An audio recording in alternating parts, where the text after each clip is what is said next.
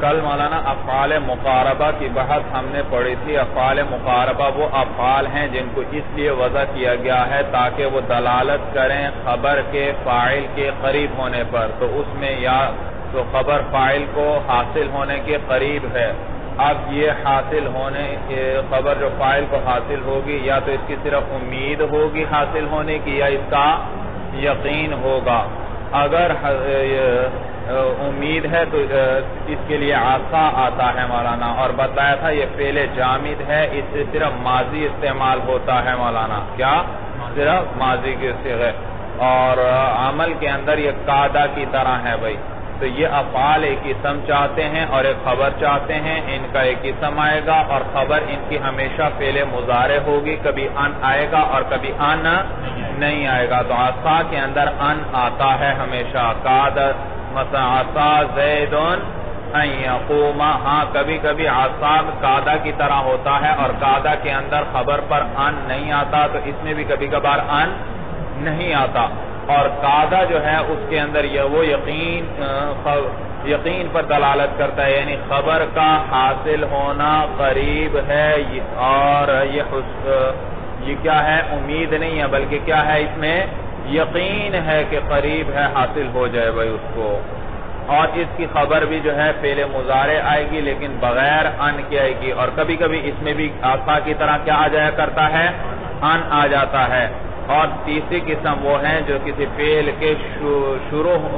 میں شروع ہونے کے لیے آتے ہیں وہ افعال, اور وہ تفیقہ جعل قربہ اخذہ ہیں مولانا.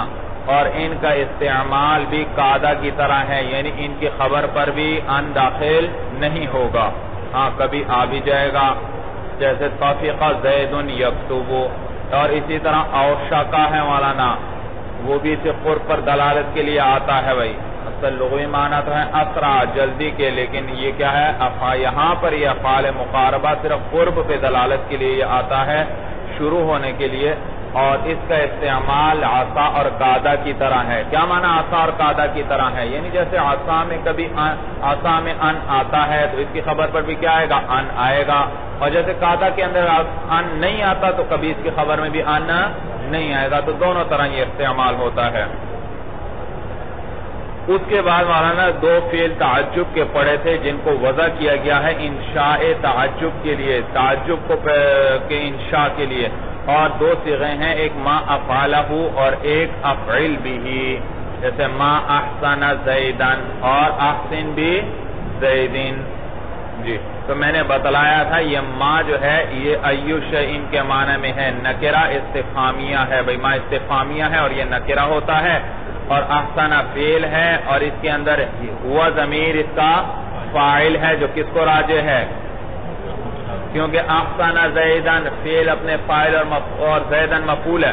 فعل اپنے فاعل اور مفعول سے مل کر کیا بنے گا, جملہ, اور جملہ ہو کر یہ خبر بنے گا کس کے لیے, ما کے لیے. اور جب بھی جملے کو کسی سے جوڑنا ہو, چاہے کسی کے لیے خبر بنائیں, چاہے جملے کو کسی کے لیے صفت بنائیں, چاہے جملے کو کسی کے لیے صلہ بنائیں, چاہے جملے کو کسی کے لیے حال بنائیں, ان تمام صورتوں میں آپ نے پڑھا ہے جملہ مستقل ہوتا ہے, وہ کسی سے جڑنے کا محتاج نہیں. لیکن جب آپ اس کو جوڑ رہے ہیں تو اب کیا چاہیے, ربط چاہیے, عائد چاہیے, اور وہ ربط آئے گا مولانا.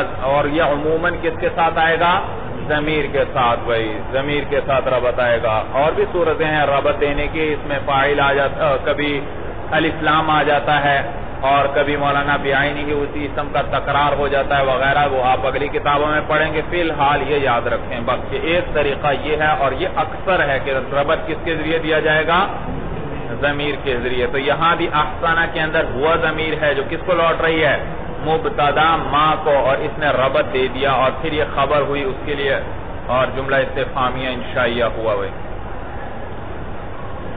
جی اور اس کا معنی کیا بتلایا تھا, ایو شیء احسن زیدن, کس چیز نے زید کو حسین بنا دیا. اور یہ لغت کے اعتبار سے, ترکیب کے اعتبار سے ہم ترجمہ کر رہے ہیں, لیکن استعمال یہ اس معنی میں نہیں ہے. استعمال اب اس لیے یہ کس لیے ہو رہا ہے, انشاء تعجب کے لیے. معنی اب یہ نہیں ہے کہ کس چیز نے زید کو حسین بنایا, اب معنی ہے زید کتنا حسین ہے. سمجھ میں آیا بھائی, تو تعجب کر رہے ہیں بھائی آپ. اور اسی طرح ہے اب احسن بزیدن، احسن میں نے بتلایا تھا، اس کی ترکیب بھی بتلائی تھی کہ بظاہر امر ہے لیکن کس معنی میں ہے؟ ماضی کے معنی میں ہے، تو احسن بمعنی احسانہ کے ہے، اور احسانہ اور بزیدن کے اندر بعض زائدہ جارہ ہے، اور یہ زیدن کیا ہے؟ مجرور لفظاً ہے اور مرفوع محلن ہے، یہ فاعل ہے احسانہ کے لیے، تو فعل اپنے فاعل سے مل کر جملہ فعلیہ انشائیہ ہوا بھائی، سمجھ میں آیا بھائی؟ تو احسن بزیدن کس معنی میں ہے؟ احسانہ زیدن کے معنی میں ہے، یعنی زید حسین ہو گیا۔ یہ تو لغوی، یہ ترکیب کے اعتبار سے ترجمہ ہے، اب یہ اس معنی میں نہیں ہے، اب ان کا معنی کیا ہے؟ یہاں پر جب ہم کہتے ہیں احسن بزیدن کیا معنی ہوتا ہے؟ زید کتنا حسین ہے۔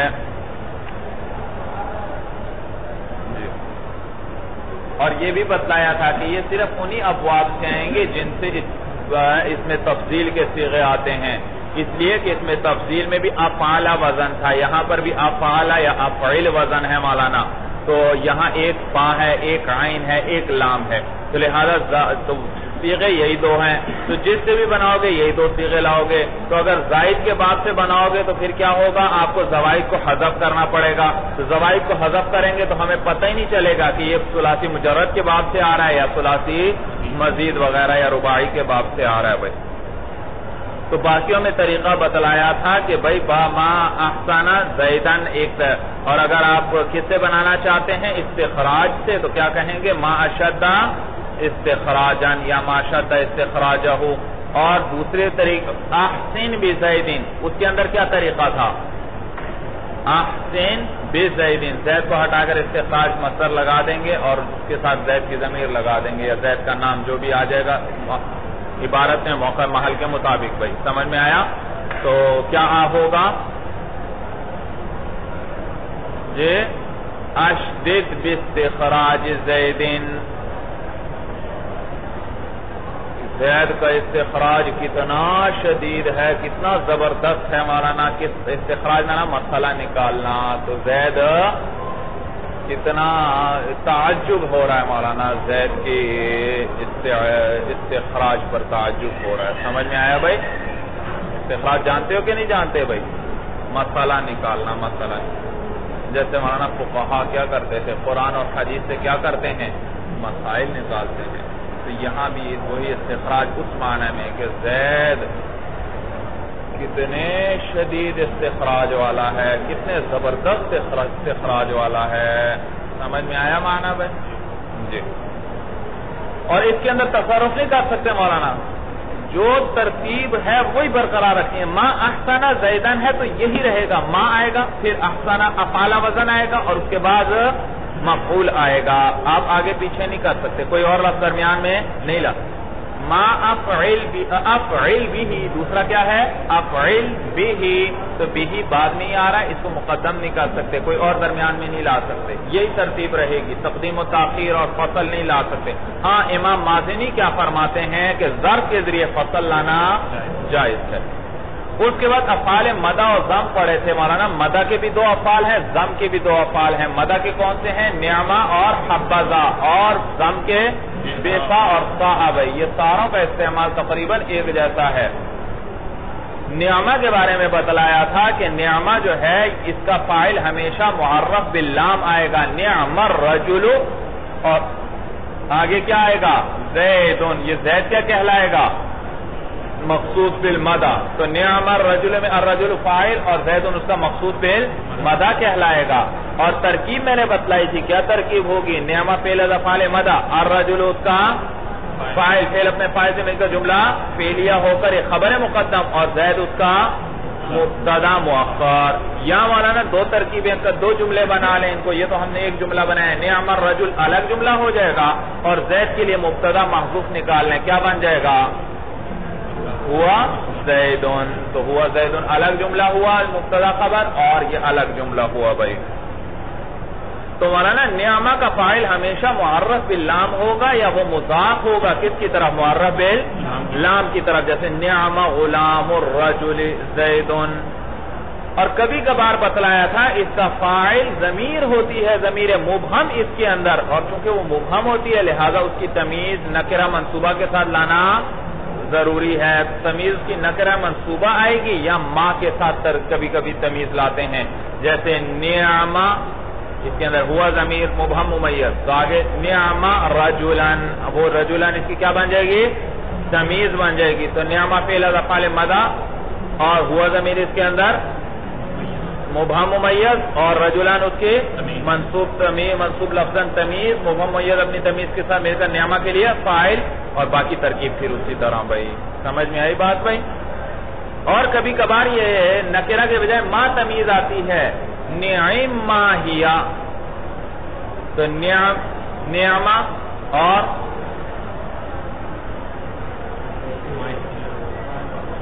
ہوا ضمیر اس کے اندر مبہم ممیز, اور ما بمانے شیئن کے ہے, نکرہ ہے, اور یہ کیا ہے اس سے تمیز ہے.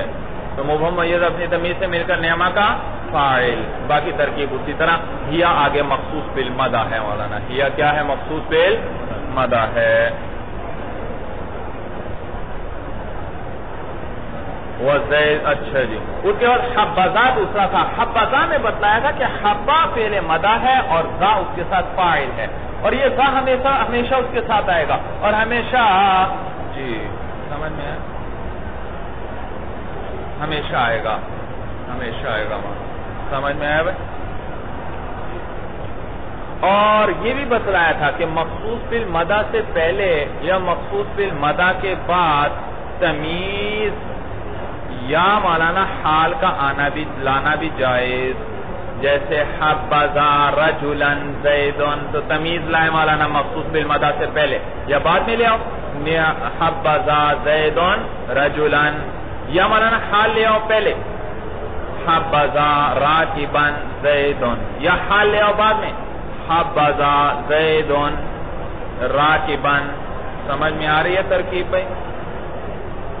جبکہ بیس اور صا بھی اسی طرح ہیں, ان کا فاعل یا معرب باللام ہوگا یا مضاف ہوگا کس کی طرف؟ معرب باللام کی طرف, یا ان کے اندر ضمیر مبہم ہوگی جس کے آگے تمیز آئے گی نکرہ منصوبہ. اس کے بعد مولانا حروف کی بحث ہم نے شروع کی تھی. سب سے پہلے حروف جارہ پڑھے. حروف جارہ میں نے آپ کو بتلایا تھا وہ حروف ہیں جن کو وضع کیا گیا ہے تاکہ وہ پہنچائیں فعل کو اور معنی فعل کو یا شبہ فعل کو یا معنی فعل کو, کس تک؟ اس اسم تک جو ان کے ساتھ ملا ہوا ہے. جیسے تو مثالیں دی تھی, مررت بزیدن, تو مرور کا معنی, مررت کا معنی مررت فعل کے معنی کو زید تک کس نے پہنچایا؟ با جارہ نے. وَأَنَا مَارٌ بِزَيْدٍ, مارٌ کا معنی زید تک کس نے پہنچایا؟ با نے. اور ہاذا فی الدار ابو کا, تو یہاں ہاذا یہاں معنی فعل پایا جا رہا ہے کیونکہ اس میں اشارہ ہے, تو یہ کس معنی میں ہوا؟ اشیرو کے معنی. تو یہاں ما فعل تو نہیں ہے لیکن معنی فعل پایا جا رہا ہے, تو اس اشیرو کو مولانا الدار تک کس نے پہنچایا؟ فی نے پہنچایا, اشیرو فی الدار. اور بتلایا تھا یہ 19 حروف ہیں. سب سے پہلے مین تھا. مین کئی معنی کے لیے استعمال ہوتا ہے, کبھی یہ ابتدا کے لیے آتا ہے. بھئی کیسے ہمیں پتا چلے گا یہ مین ابتدا کے لیے ہے؟ کہ بتلایا تھا کہ جس کے لیے انتہا کا آنا صحیح ہو, معلوم ہو, وہ مین کون سا ہے؟ میں کہتا ہوں سرت من البصرۃ, میں بصرہ سے چلا. کہاں تک چلا؟ کوفہ تک یا مکہ تک یا مدینہ تک. تو دیکھو انتہا کا لانا صحیح ہے یا نہیں آخر میں؟ تو جہاں انتہا کا لانا صحیح ہو یہ علامت ہے کہ یہ مین ابتدا کے لیے ہے. اور کبھی کبھی یہ مین والا نا بیان کے لیے آتا ہے, کسی مبہم چیز کے بیان کے لیے. اس کا کیا طریقہ ہے؟ اس کا کیسے ہمیں پتہ چلے گا؟ کہتے ہیں بھئی جس مین کی جگہ الذی کا رکھنا جائز ہو وہ کیا ہوگا؟ وہ بیان کے معنی میں ہوگا. جیسے قرآن میں مثال تھی, قرآن کی مثال تھی فَاجْتَنِبُوا الرِّجْسَ مِنَ الْأَوْثَانِ, پس بچو تم گندگی سے. بھئی وہ گندگی کیا چیز ہے؟ مین نے بیان کیا یعنی کہ بت, مِنَ الْأَوْثَانِ یعنی کہ بت. تو اس مین کو اٹھا کر اگر الذی یہاں رکھا جائے مولانا, اور جن چیزوں کی ضرورت ہے الذی کا صلہ جملہ ہونا چاہیے وغیرہ, تو ان چیزوں کو پورا کرتے ہوئے تو اس کے جن چیزوں کا وہ تقاضا کرتا ہے ان مقتضیات کو بھی لے آئیں تو الذی کا یہاں لانا کیا ہو جائے گا؟ صحیح ہو جائے گا. تو یوں ہو جائے گا فَاجْتَنِبُوا الرِّجْسَ الَّذِي هُوَ الْأَوْثَانِ. تو الذی بھی لے آئے، اور کیا لے آئے مولانا؟ ہوا بھی لے آئے. تو جن جن چیزوں کا وہ تقاضا کرتا ہے اس میں موصول، وہ بھی کیا کرنی پڑیں گی؟ ساتھ لانی پڑیں گی. تو یہ معنی نہیں کہ لے کر آئیں گے باقاعدہ، یعنی رکھنا صحیح ہے، یہ آپ کو صرف علامت بتلا رہے ہیں، پہچان بتلا رہے ہیں کہ وہاں اس میں موصول کا رکھنا صحیح ہو. اور کبھی کبھی یہ من تبعید کے لیے آتا ہے مولانا، بات کو بیان کرنے کے لیے. بھئی اس کی کیا علامت ہے؟ کہتے ہیں اس کے من کو اٹھا کر اگر لفظ بعض کو اس کی جگہ رکھا جائے تو صحیح ہو. جیسے آپ کہتے ہیں اخذت من الدراہم، کیا معنی؟ ای اخذت بعض الدراہم، کیونکہ مفعول بنے گا نا، فاعل تو وہ ضمیر ہے. اخذت بعض الدراہم، تو من کو اٹھا کر کیا رکھ دیا میں نے؟ بعض، اور معنی صحیح. معلوم ہوا یہ من کون سا ہے؟ تبعید کے لیے ہے. وَزَائِدَةٌ، اور کبھی من کیا آتا ہے مولانا؟ زائدہ بھی آتا ہے. اور اس کی کیا علامت ہے؟ ہمیں کیسے پتہ چلے گا زائدہ ہے؟ کہتے ہیں اس من کو آپ عبارت سے نکال لیں، دیکھیں معنی میں کوئی خرابی آئی کہ نہیں آئی. اگر کوئی خرابی نہیں آئی، معلوم ہو یہ من کیا ہے؟ زائدہ ہے. اور اگر نکالنے سے خرابی آ گئی، معنی صحیح نہیں بن رہا من کے بغیر، تو پھر معلوم ہو یہ زائدہ نہیں ہے. پھر وہ پہلی والی قسموں میں سے یا یہ ابتدا کے لیے ہوگا، یا تبعید کے لیے ہوگا، یا تبیین وغیرہ کے لیے. تو جی، تو جیسے ما جاءنی من احد، یہ من زائدہ ہے. اور یاد رکھو مولانا، آگے زوائد کی بحث بھی ہے کہ یہاں بھی آپ کو بتلا دوں، یہ جو حروف زائدہ ہوتے ہیں یہ کسی سے متعلق نہیں ہوتے. حروف زائدہ کسی سے متعلق نہیں ہوتے. حروف زائدہ کی بڑی قیمتی بات ہے مولانا ترکیب کے اعتبار سے. جہاں زائدہ آ جائے وہ کسی سے متعلق نہیں ہوگا.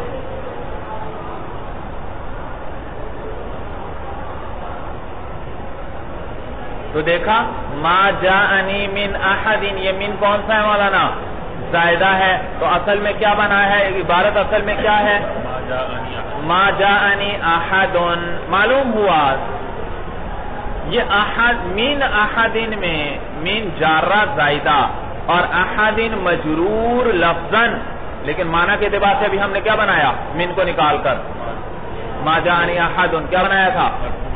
مرفوع فاعل بنایا تھا. تو یہ مولانا مجرور ہے لفظاً اور مرفوع ہے محلاً، کیا بن رہا ہے؟ فاعل ہے. صورت سمجھ میں آئی؟ اب ترکیب کیسے کریں گے؟ ما حرف نفی، جاء فعل، نون وقایا، یا ضمیر. اعراب بتاؤ مولانا. منصوب محلاً مفعول به، من جارہ زائدہ، احد مجرور لفظاً، مرفوع محلاً فاعل. فعل اپنے فاعل اور مفعول سے مل کر جملہ فعلیہ خبریہ ہوا. کوئی مشکل ہے ترکیب میں مولانا؟ بڑی آسان ہے بھئی، تھوڑی سی محنت کریں انشاءاللہ. وَلَا تُزَادُ مِن فِي الْكَلَامِ الْمُوجَبِ. یاد رکھو یہاں ایک بہت بڑا اختلاف ہے مولانا نحوی، کوفہ کے نحویوں میں اور بصرہ کے نحویوں میں. بصرہ کے نحوی کہتے ہیں یہ جو من زائدہ آتا ہے یہ ہمیشہ کلام غیر موجب میں آتا ہے. کلام موجب کے اندر من زائدہ نہیں آتا. کلام موجب کس کو کہتے ہیں؟ جس میں نہیں، نفی اور استفہام نہ ہو. اور کلام موجب غیر موجب کس کو کہتے ہیں؟ جس میں نہیں ہو یا نفی ہو یا استفہام ہو. تو وہ کہتے ہیں جس کلام میں نفی ہو، نہیں ہو یا استفہام ہو اس کے اندر من زائدہ آ سکتا ہے. بصرہ والے کہتے ہیں دوسرے کے اندر موجب کے اندر نہیں آ سکتا، جبکہ کوفہ والے کہتے ہیں نہیں آتا ہے. کوفہ والے کیا کہتے ہیں؟ آتا ہے بھائی. دلیل دیتے ہیں. دیکھو بھائی کہتے ہیں قرآن میں اللہ کیا فرماتے ہیں بھائی؟ قرآن میں اللہ فرماتے ہیں بھائی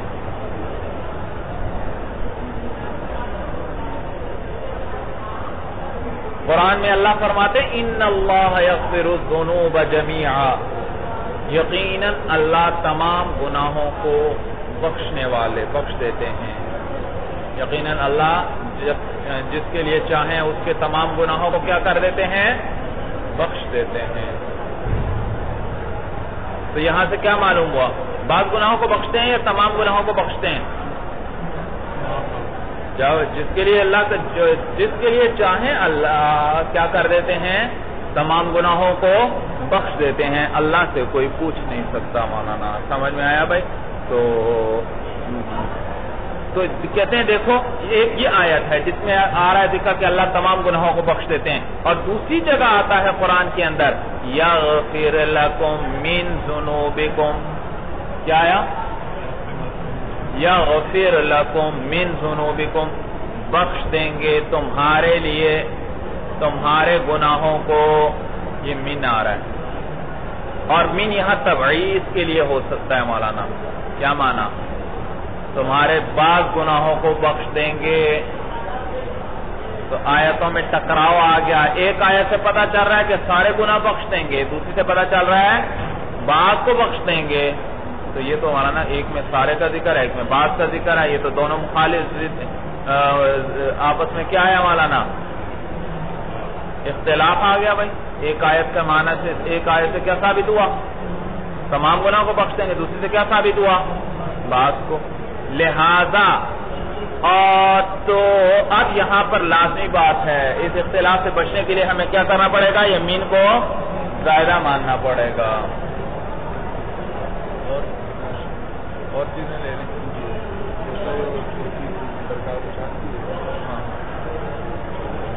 چلو جزاکم اللہ خیر.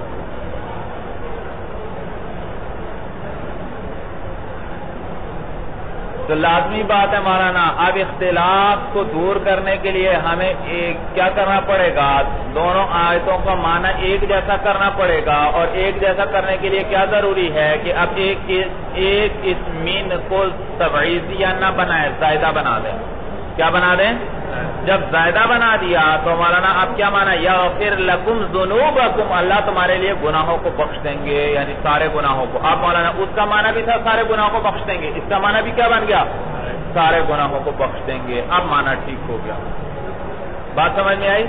اب آپ مجھے بتائیے یہ یغفر لکم من ذنوبکم، اس کے اندر استفہام ہے؟ نہیں. نفی ہے؟ اور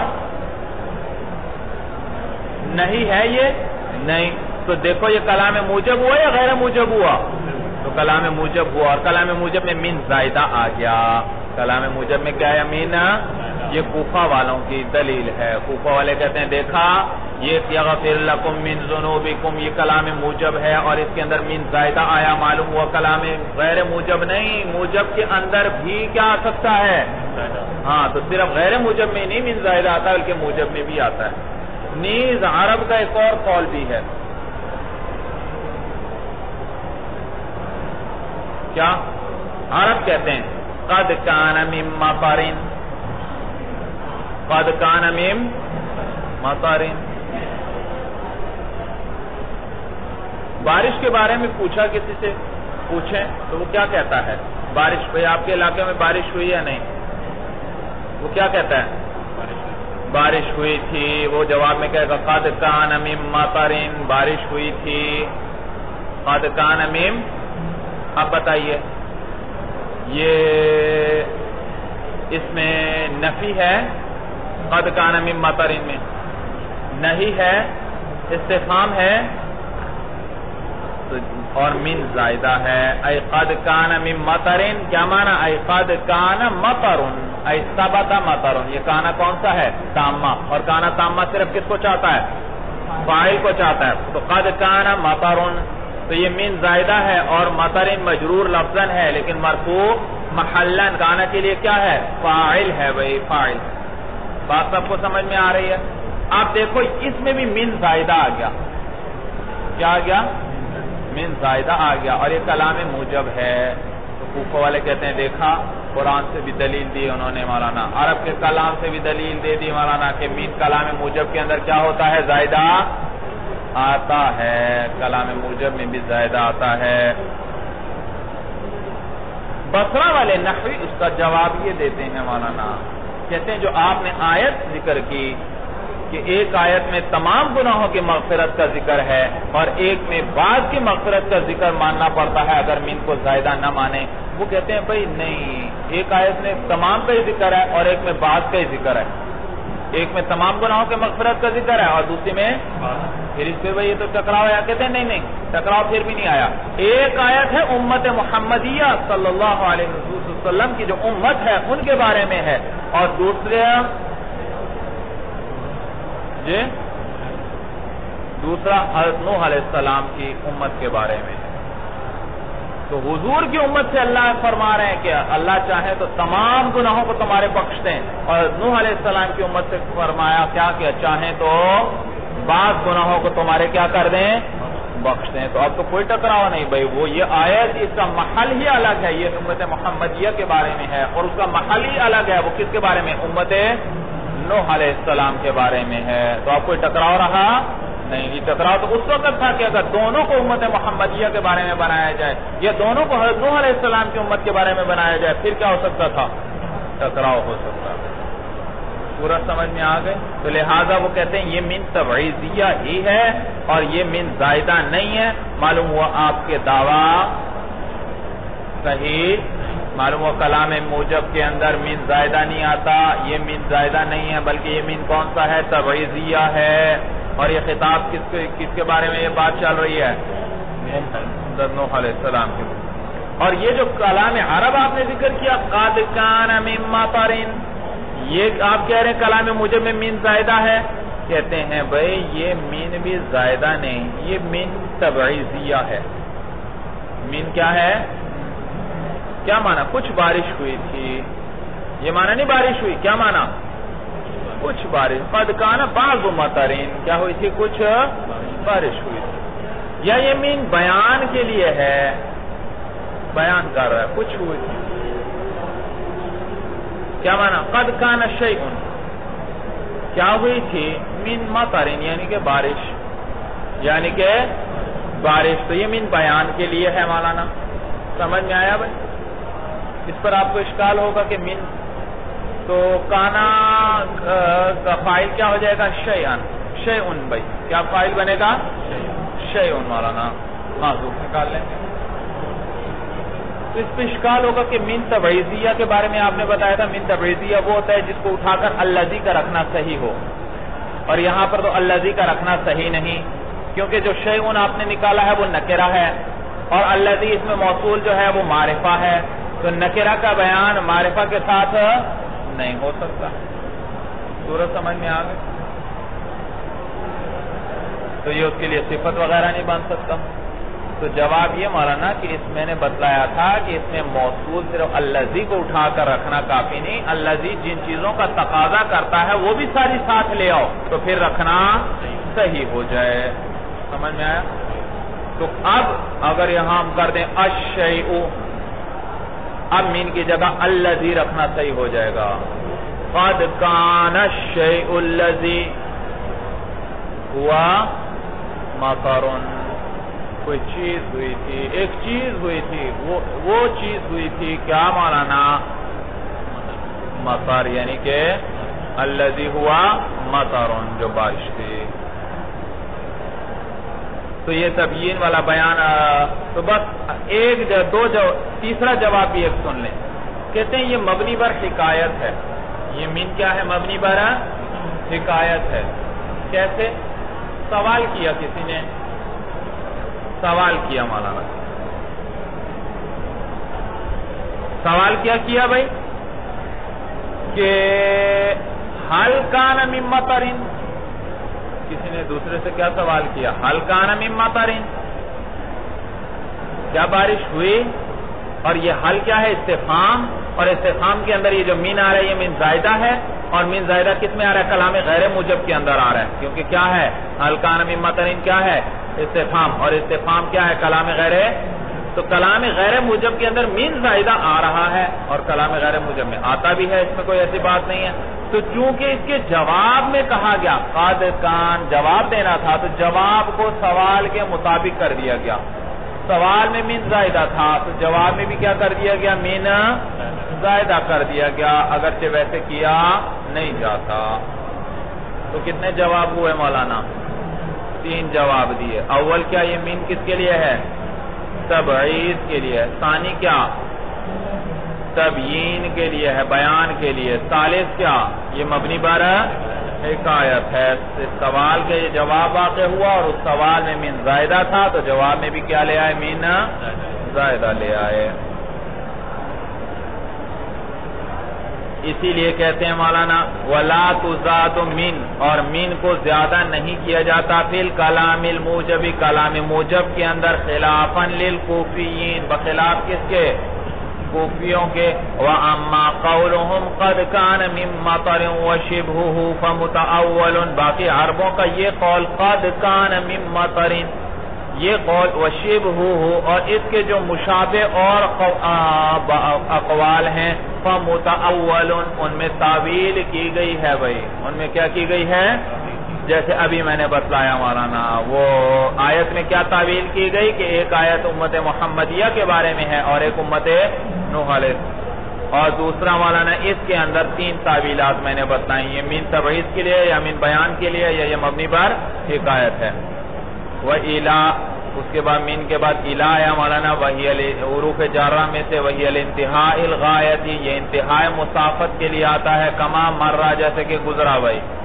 وہ بمعنی مع قلیلا، اور کبھی یہ مع کے معنی میں بھی آتا ہے الہ لیکن بڑا قلیل ہے، قولہ تعالی جیسے اللہ فرماتے ہیں فَغْسِلُوا وُجُوهَكُمْ وَأَيْدِيَكُمْ إِلَى الْمَرَافِقِ، أي مع المرافق. الہ کس معنی میں ہے یہاں پر؟ تو ترجمہ، پس دھو لو تم اپنے چہروں کو اور اپنے ہاتھوں کو مع المرافق، کوہنیوں سمیت. سمجھ میں آئی بات؟ تو یہ الہ بمانے مع کے ہے. وحتی وہی مثل الہ، اور حتی بھی ہے حروف جارہ میں سے اور یہ بھی الہ کی طرح ہے، یہ یعنی انتہائی مسافت کے لیے آتا ہے. جیسے نمت البارحۃ حتی الصباح، بارحہ کہتے ہیں گزشتہ رات، بارحہ کس کو کہتے ہیں؟ نمت، نام یا نامو کا کیا معنی؟ سونا.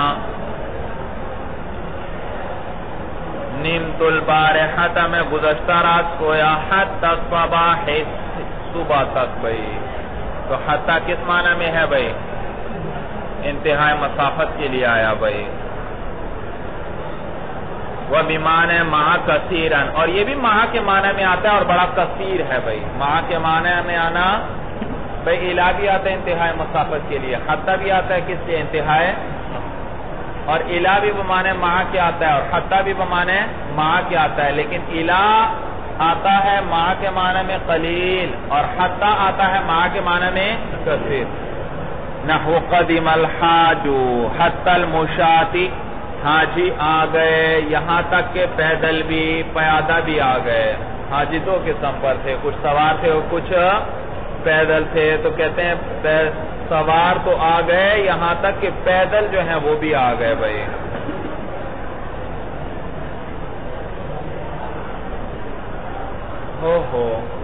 یہاں تو مع کے معنی میں ترجمہ کریں مولانا. قدیم الحاج مع المشاتی، حاجی آ گئے پیادوں سمیت. پیادوں یعنی جو پیدل حاجی تھے سوار تھے وہ پیدل سمیت آ گئے، یعنی سارے آ گئے مرادی. وَلَا تَدْخُلُ إِلَّا عَلَى الظَّاهِرِ، اور یہ حتی داخل نہیں ہوتا مگر صرف اس میں ظاہر پر. بھئی الہ اور حتی ایک جیسے ہیں، الہ بھی انتہائی مسافت کے لیے، حتی بھی انتہائی مسافت کے لیے. الہ بھی بمعنی مع کے، حتی بھی بمعنی مع کے. لیکن فرق ایک اور یہ ہے کہ ایک فرق تو یہ بتلایا کہ الہ مع کے معنی میں قلیلاً آتا ہے اور حتی مع کے معنی میں کثیراً آتا ہے. اور دوسرا فرق یہ بتلا رہے ہیں کہ یہ جو حتی ہوتا ہے یہ اس میں ظاہر پہ داخل نہیں ہوتا، صرف اس میں ظاہر پر داخل ہوتا ہے اور ضمیر پر داخل نہیں ہوتا، لہذا حتی ہو نہیں کہہ سکتے آپ. جبکہ الہ اس میں ظاہر پر بھی داخل ہوتا ہے اور ضمیر پر بھی داخل ہوتا ہے. الہ زیدن، الہ السوقی اور الیہ دونوں پر داخل ہو رہا ہے، ضمیر پر بھی اور اس میں ظاہر پر بھی ہو رہا ہے. وَلَا تَدْخُلُ إِلَّا عَلَى الظَّاهِرِ، اور داخل نہیں ہوتا الا مگر اس میں ظاہر پر ہی. فَلَا يُقَالُ حَتَّاهُ، لہذا حَتَّاهُ نہیں کہا جائے گا. خلافاً للمبرد، بخلاف کس کے؟ امام مبرد کے. امام مبرد فرماتے ہیں کہ حتی بھی ضمیر پر داخل ہو جاتا ہے. کیا دلیل ہے آپ کی؟ آگے آنے والا شعر دلیل ہے. اس شعر کے اندر حتی کس پر داخل ہوا ہے؟ کاف ضمیر پر داخل ہوا ہے بھائی. فَلَا وَاللَّهِ لَا يَبْقَى أُنَاسٌ فَتًا حَتَّى کا، حتی کس پہ داخل ہوا؟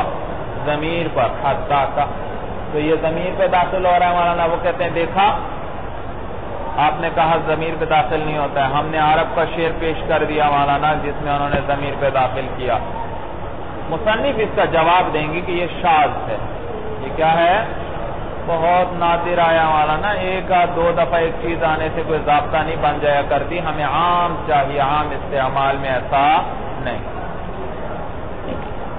بخلاف للمبرد, بخلاف امام مبرد کے وقول الشاعری, اور باقی شاعر کا یہ قول جو ہے فلا واللہ لا یبقى اناس فتن حتی کہ ابن ابی زیاد شاذ, یہ قول کیا ہے؟ شاذ ہے. فلا واللہ یہ لا زائدہ ہے مولانا, قسم کے اندر جو لا ہے قسم سے پہلے یہ اس کو کلام میں حسن پیدا کرنے کے لیے کبھی بڑھایا جاتا ہے. کس لیے بھئی کبھی کبھی قسم سے پہلے کیا بڑھا دیتے ہیں؟ لا, کلام میں حسن پیدا کرنے کے لیے, کلام میں اس میں بڑا حسن پیدا کرتے ہیں. اور بلاغت کا نقطہ اس کے اندر یہ ہے مولانا, اس میں اشارہ ہوتا ہے اس بات کی طرف کہ جس بات پر آگے یہ قسم کھائی جا رہی ہے وہ بات اتنی واضح ہے, اتنی ظاہر ہے کہ اس پر قسم کھانے کی ضرورت نہیں. قسم کھا تو رہے ہیں ہم, لیکن اس پر قسم کھانے کی ضرورت نہیں ہے. دیکھیے فلا واللہ, وہ قسمیہ جارہ ہے مولانا, لفظ اللہ مجرور ہے, جار مجرور مل کر متعلق ہو جائیں گے اقسم فعل کے ساتھ. کس سے متعلق ہوں گے؟ اقسم فعل. اقسم فعل انا ضمیر اس کے اندر فاعل, فعل اپنے فاعل اور متعلق سے مل کر قسم, جملہ پھر اگر قسم. لا یبقى اناسن, اناسن لغت ہے ناس کے اندر, آپ الناس نہیں پڑھتے عربی میں, اسی میں ایک لغت ہے مولانا. تو الناس پر تو الف لام کیا ہے؟ تعریف کا داخل ہے, باقی کیا رہ گیا؟ ناس. اور اس ناس کے اندر ایک لغت کیا آتی ہے؟ اناس بھی ہے. باقی نہیں رہیں گے اناسن لوگ. فتن یہ اناسن سے بدل ہے مولانا, وہ مبدل منہ, اور فتن کیا ہے؟ بدل. اور بدل کا بھی وہی اعراب ہوتا ہے جو کس کا ہوتا ہے؟ مبدل منہ کا ہوتا ہے. تو فتن بھی کیا ہے مولانا؟ اناسن کیا ہے اعراب؟ مرفوع لفظاً. تو فتن بھی کیا ہوگا؟ مرفوع. کون سا مرفوع ہوگا یہ کیا ہے؟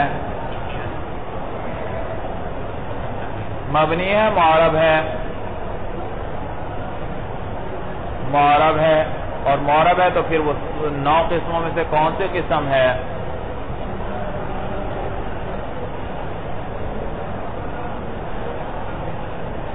جی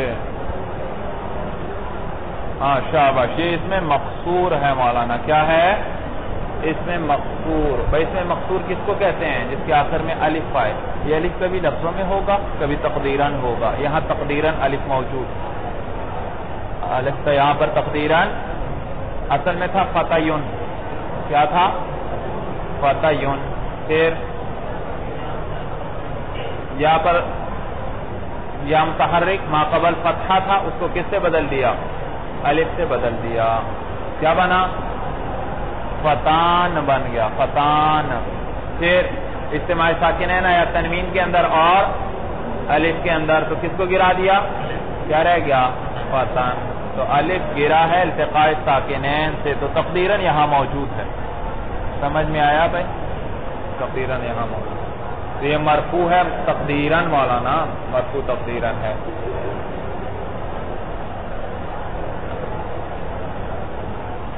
حتی کا, حتی جارہ, کاف ضمیر مجرور محلن.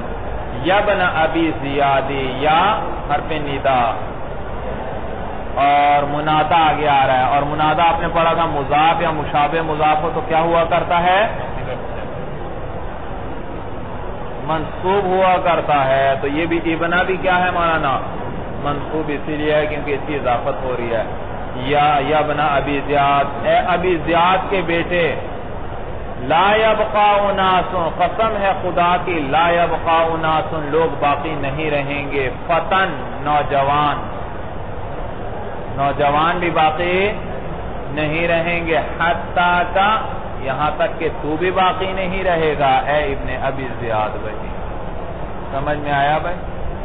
تو یہ دنیا فانی ہے، ہر چیز ختم ہو جانے والی ہے. ابن ابی زیاد کے بیٹے تمام لوگ ختم ہو جائیں گے، یہاں نوجوان ختم ہو جائیں گے، یہاں تک کہ تو بھی کیا ہے ختم ہو جائے گا. کسی چیز کو یہاں بقا نہیں.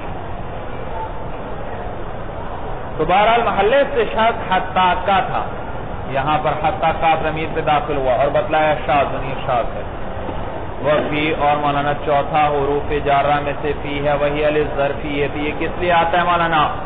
ظرفیت کے لیے. یہ بتلاتا کہ ما بعد ظرف ہے کس کے لیے؟ ما قبل کے لیے. زیدن فی الدار، زید کس کے اندر ہے؟ گھر کے اندر. معلوم ہوا یہ دار ظرف ہے جس کے اندر کون ہے؟ زید موجود ہے. جیسے زیدن فی الدار والماء فی الکوز، اور پانی کوزے کے اندر ہے. کوزہ جانتے ہو بھائی؟ کوزہ کوزہ کوزہ مولانا یہ سراحی نما برتن ہوتا ہے جس کی ٹونٹی بنی ہوتی ہے جیسے لوٹے کی ہے. لوٹے کی تو لمبی ٹونٹی ہوتی ہے، اس کی چھوٹی سی ہوتی ہے. دیکھا کبھی یا نہیں دیکھا؟ ہاں آپ کے علاقوں میں استعمال، دیہاتوں میں استعمال ہوتا ہے مولانا. دیہاتوں میں ابھی بھی استعمال ہوتا ہے، وضو وغیرہ کے لیے بھی، پانی پینے کے لیے بھی استعمال ہوتا ہے. کوزہ کہتے ہیں اس کو. جی. والماء فی الکوز، پانی کس کے اندر ہے؟ کوزے کے اندر ہے. کوزے کے اندر ہے. تو دیکھو کوزہ کیا ہے؟ ظرف ہے کس کے لیے؟ تو فی ظرفیت کے لیے آئے. وہ بمعنی علی قلیلا، اور کبھی فی کس معنی میں آتا ہے؟ علی کے معنی میں، لیکن یہ بڑا قلیل ہے. نحو قولہ تعالی، جیسے اللہ فرماتے ہیں وَلَأُصَلِّبَنَّكُمْ فِي جُذُوعِ النَّخْلِ. کیا بھئی وہ فرعون نے کہا تھا، جو جادوگر حضرت موسیٰ علیہ السلام پر ایمان لے آئے تھے، تو فرعون نے کہا تھا کہ میں تمہیں ضرور بے ضرور سولی دوں گا. کس پر؟ کھجور کے تنوں پر. جذوع تنے بھائی، تنے. نخل کھجور کے درخت کو کہتے ہیں بھائی. اصلبنکم، میں تمہیں ولا اصلبنکم، اور البتہ میں تمہیں ضرور بے ضرور سولی دوں گا فی جذوع النخل، کھجور کے تنوں پر. تو فی بمانے علا کے ہے، ای علا جذوع النخل، کھجور کے تنوں پر دوں گا. والباء، جو پانچواں مولانا با ہے حروف جارہ میں سے، وہی الالصاق. یہ کس لیے آتا ہے مولانا؟ الصاق کے لیے آتا ہے، یعنی ایک چیز کو دوسری چیز کے ساتھ ملانا، جوڑنا. نحو مررت بزید، مررت بزید، میں زید پر گزرا. تو یہ با الصاق کے لیے کیا مانا؟ ای التصق مروری، میرا گزرنا مل گیا، بموضع، ایسی جگہ کے ساتھ، یقرب منہ زید، کہ زید جس کے قریب تھا، یعنی میں زید کے قریب سے گزرا تو میرا گزرنا ایسی جگہ کے ساتھ مل گیا. کیا ہوا؟ مل گیا. جس کے قریب کون تھا؟ زید تھا. تو آپ کو گزرنا مل گیا یا نہیں مولانا؟ آپ کہاں سے گزرے؟ ایسی جگہ کے قریب سے گزرے، ایسی جگہ کے ساتھ سے گزرے جس کے قریب کون تھا؟ زید تھا.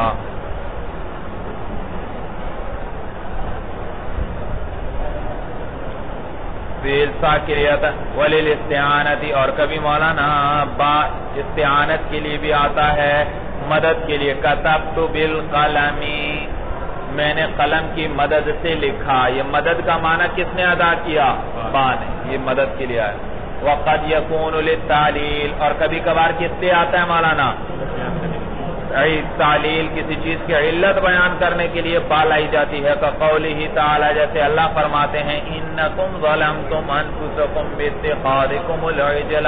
بھئی موسیٰ علیہ السلام کوہ طور پر تشریف لے گئے، پیچھے سامری نے وہ بچڑا بنایا گائے کا اور سونے کو پگھلا کر، اور بنو اسرائیل والوں نے کیا کر دی؟ بنو اسرائیل والوں نے اس کی عبادت شروع کر دی. تو موسیٰ علیہ السلام آئے اور پھر ناراض ہوئے اور سامری کو سزا ملی پھر مولانا اللہ کی طرف سے. تو کیا انکم، اس وقت مولانا یہ قرآن میں آتا ہے انکم ظلمتم، یقیناً تم نے ظلم کیا ہے، انفسکم، اپنے نفسوں پر، باتخاذی، باسببیہ تعلیل کے لیے، بسبب پکڑنے تمہارے. کس کو پکڑنے؟ بچھڑے کو. تو تم نے جو بچھڑے کو پکڑا اور اس کو اپنا معبود بنایا، اس سبب سے تم نے کیا کیا؟ اپنے اوپر ظلم کیا ہے. اس وجہ سے تم نے یقیناً تم نے ظلم کیا اپنے جانوں پر بسبب بچھڑے کو معبود بنانے کے. وَلِلْمُصَاحَبَةِ اور مولانا با کس لیے آتا ہے؟ مصاحبت، ساتھ مولانا، ساتھ ہونا کسی چیز کا. کَخَرَجَ زَيْدٌ بِعَشِيرَتِهِ زید اپنے قبیلے کے ساتھ نکلا. قبیلے کے ساتھ سے نکلنا کیا تھا مولانا؟ اکٹھا تھا یا نہیں دونوں کا؟ زید قبیلے کے ساتھ تھا تو دیکھو ملے ہوئے تھے دونوں، مصاحبت کے اکٹھے تھے. وَلِلْمُقَابَلَةِ اور کبھی کبھار یہ کس لیے آتا ہے مولانا؟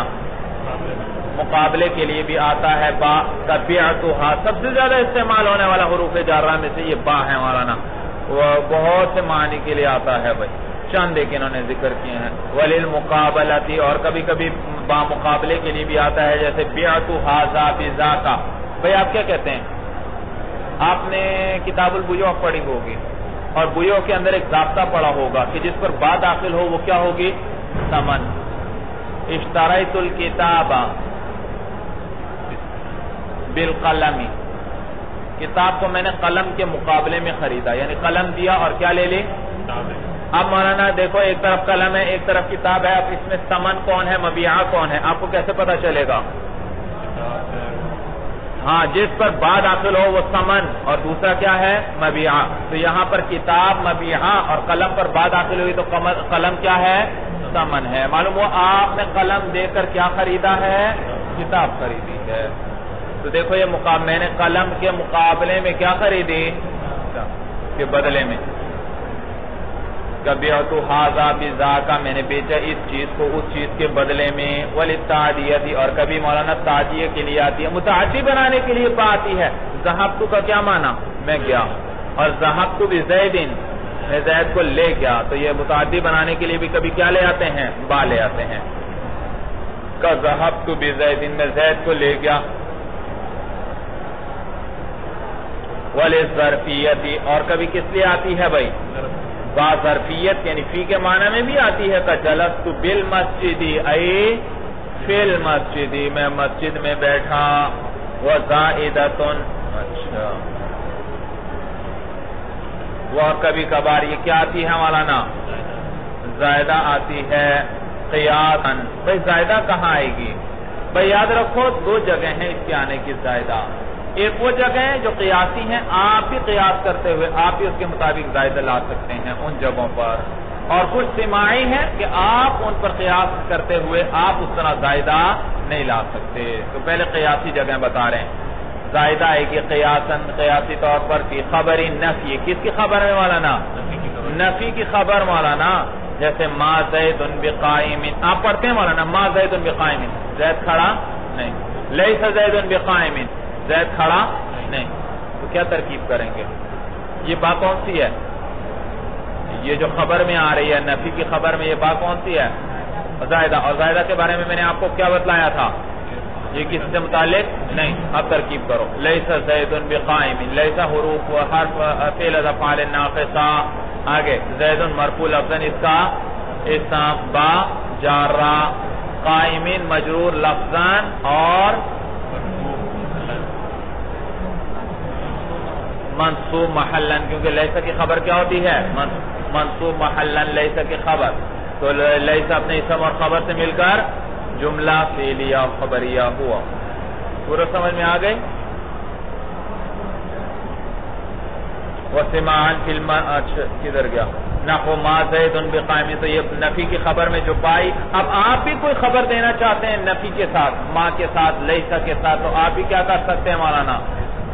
با زائدہ لا سکتے ہیں. وفی الاستفہام اسی طرح استفہام کی خبر میں بھی لا سکتے ہیں مولانا. جیسے حل زید بقائم یہ با بھی کیا ہے؟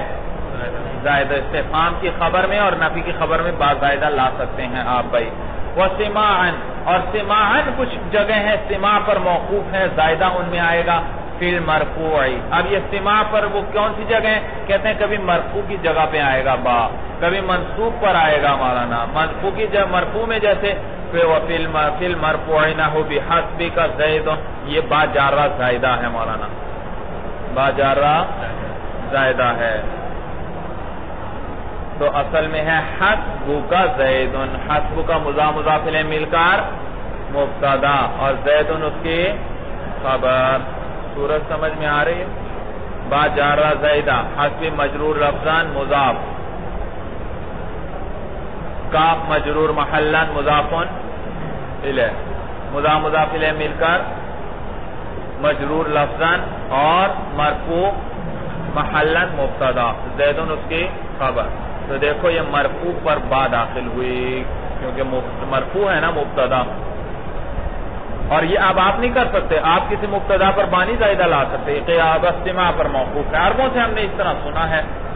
وَكَفَى بِاللَّهِ شَهِيدًا، دیکھو یہ لفظ اللہ مجرور لفظاً ہے لیکن مرفوع محلاً ہے، فاعل ہے کفا کا. اللہ کافی ہے باعتبار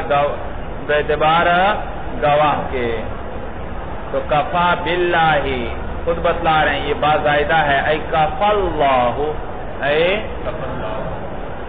وفی المنصوبی، اور اسی طرح منصوب میں بھی با کا بھی زائدہ آتی ہے جو موقوف علی السماع ہے، آپ نہیں زائدہ لا سکتے.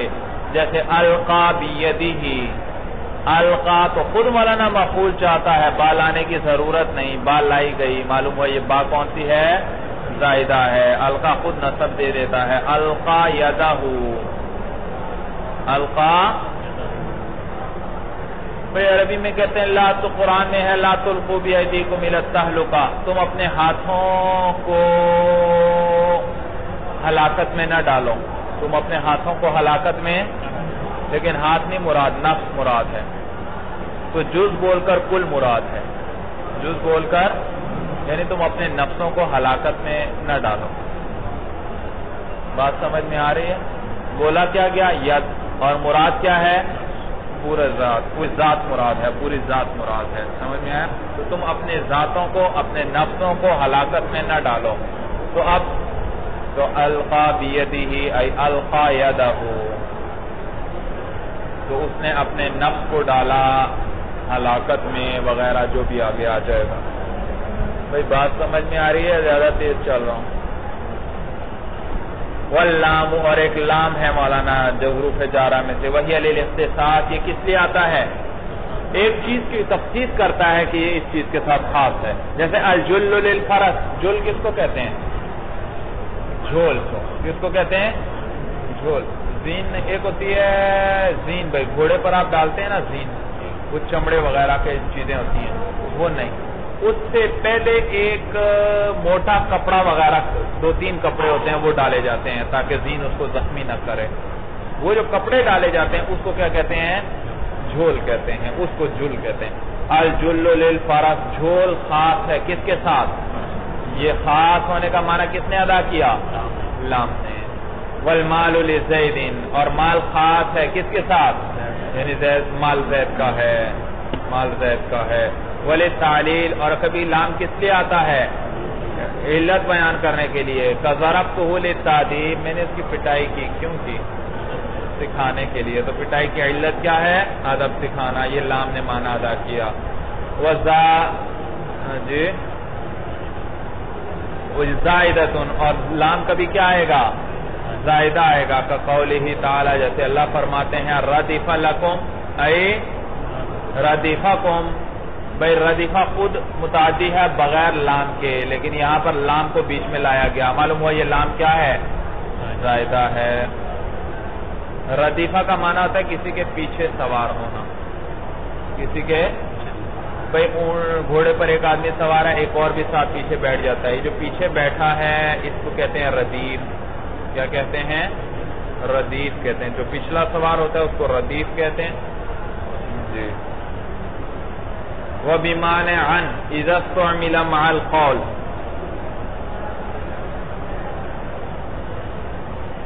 اور یہ کبھی عن کے معنی میں بھی آتا ہے جب اس کو استعمال کیا جائے قول کے ساتھ. جیسے قولہ تعالی، جیسے اللہ فرماتے ہیں قال الذين كفروا للذين آمنوا لو كان خيرا ما سبقونا إليه، کہا ان لوگوں نے جنہوں نے کفر کیا تھا ان لوگوں کے بارے میں جو ایمان لائے تھے، لو کان خیرا، اگر یہ ایمان بہتر ہوتا، ما سبقونا الیہ تو وہ ہم پر سبقت نہ کر جاتے اس ایمان کی طرف. وفیہ نظر. دیکھو مولانا قال کا صلہ ہمیشہ لام آتا ہے جو مخاطب پر داخل ہوتا ہے. قلت لکا میں نے آپ سے کہا تو آپ کون ہیں؟ مخاطب. اور آپ پر کیا داخل ہوا؟ ضمیر پر کا لام داخل ہوا. میں نے زید سے کہا کیا کہیں گے بھائی؟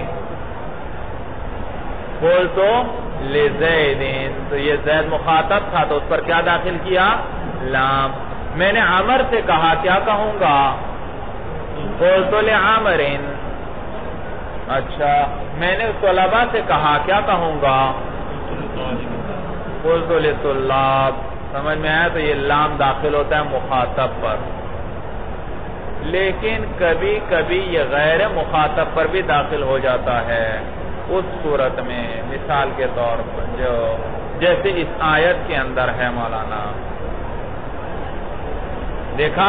دیکھو بھائی قال الذین کفروا کہتے ہیں وہ لوگ جنہوں نے کفر کیا، کہتے ہیں وہ جو کہ جنہوں نے کفر کیا.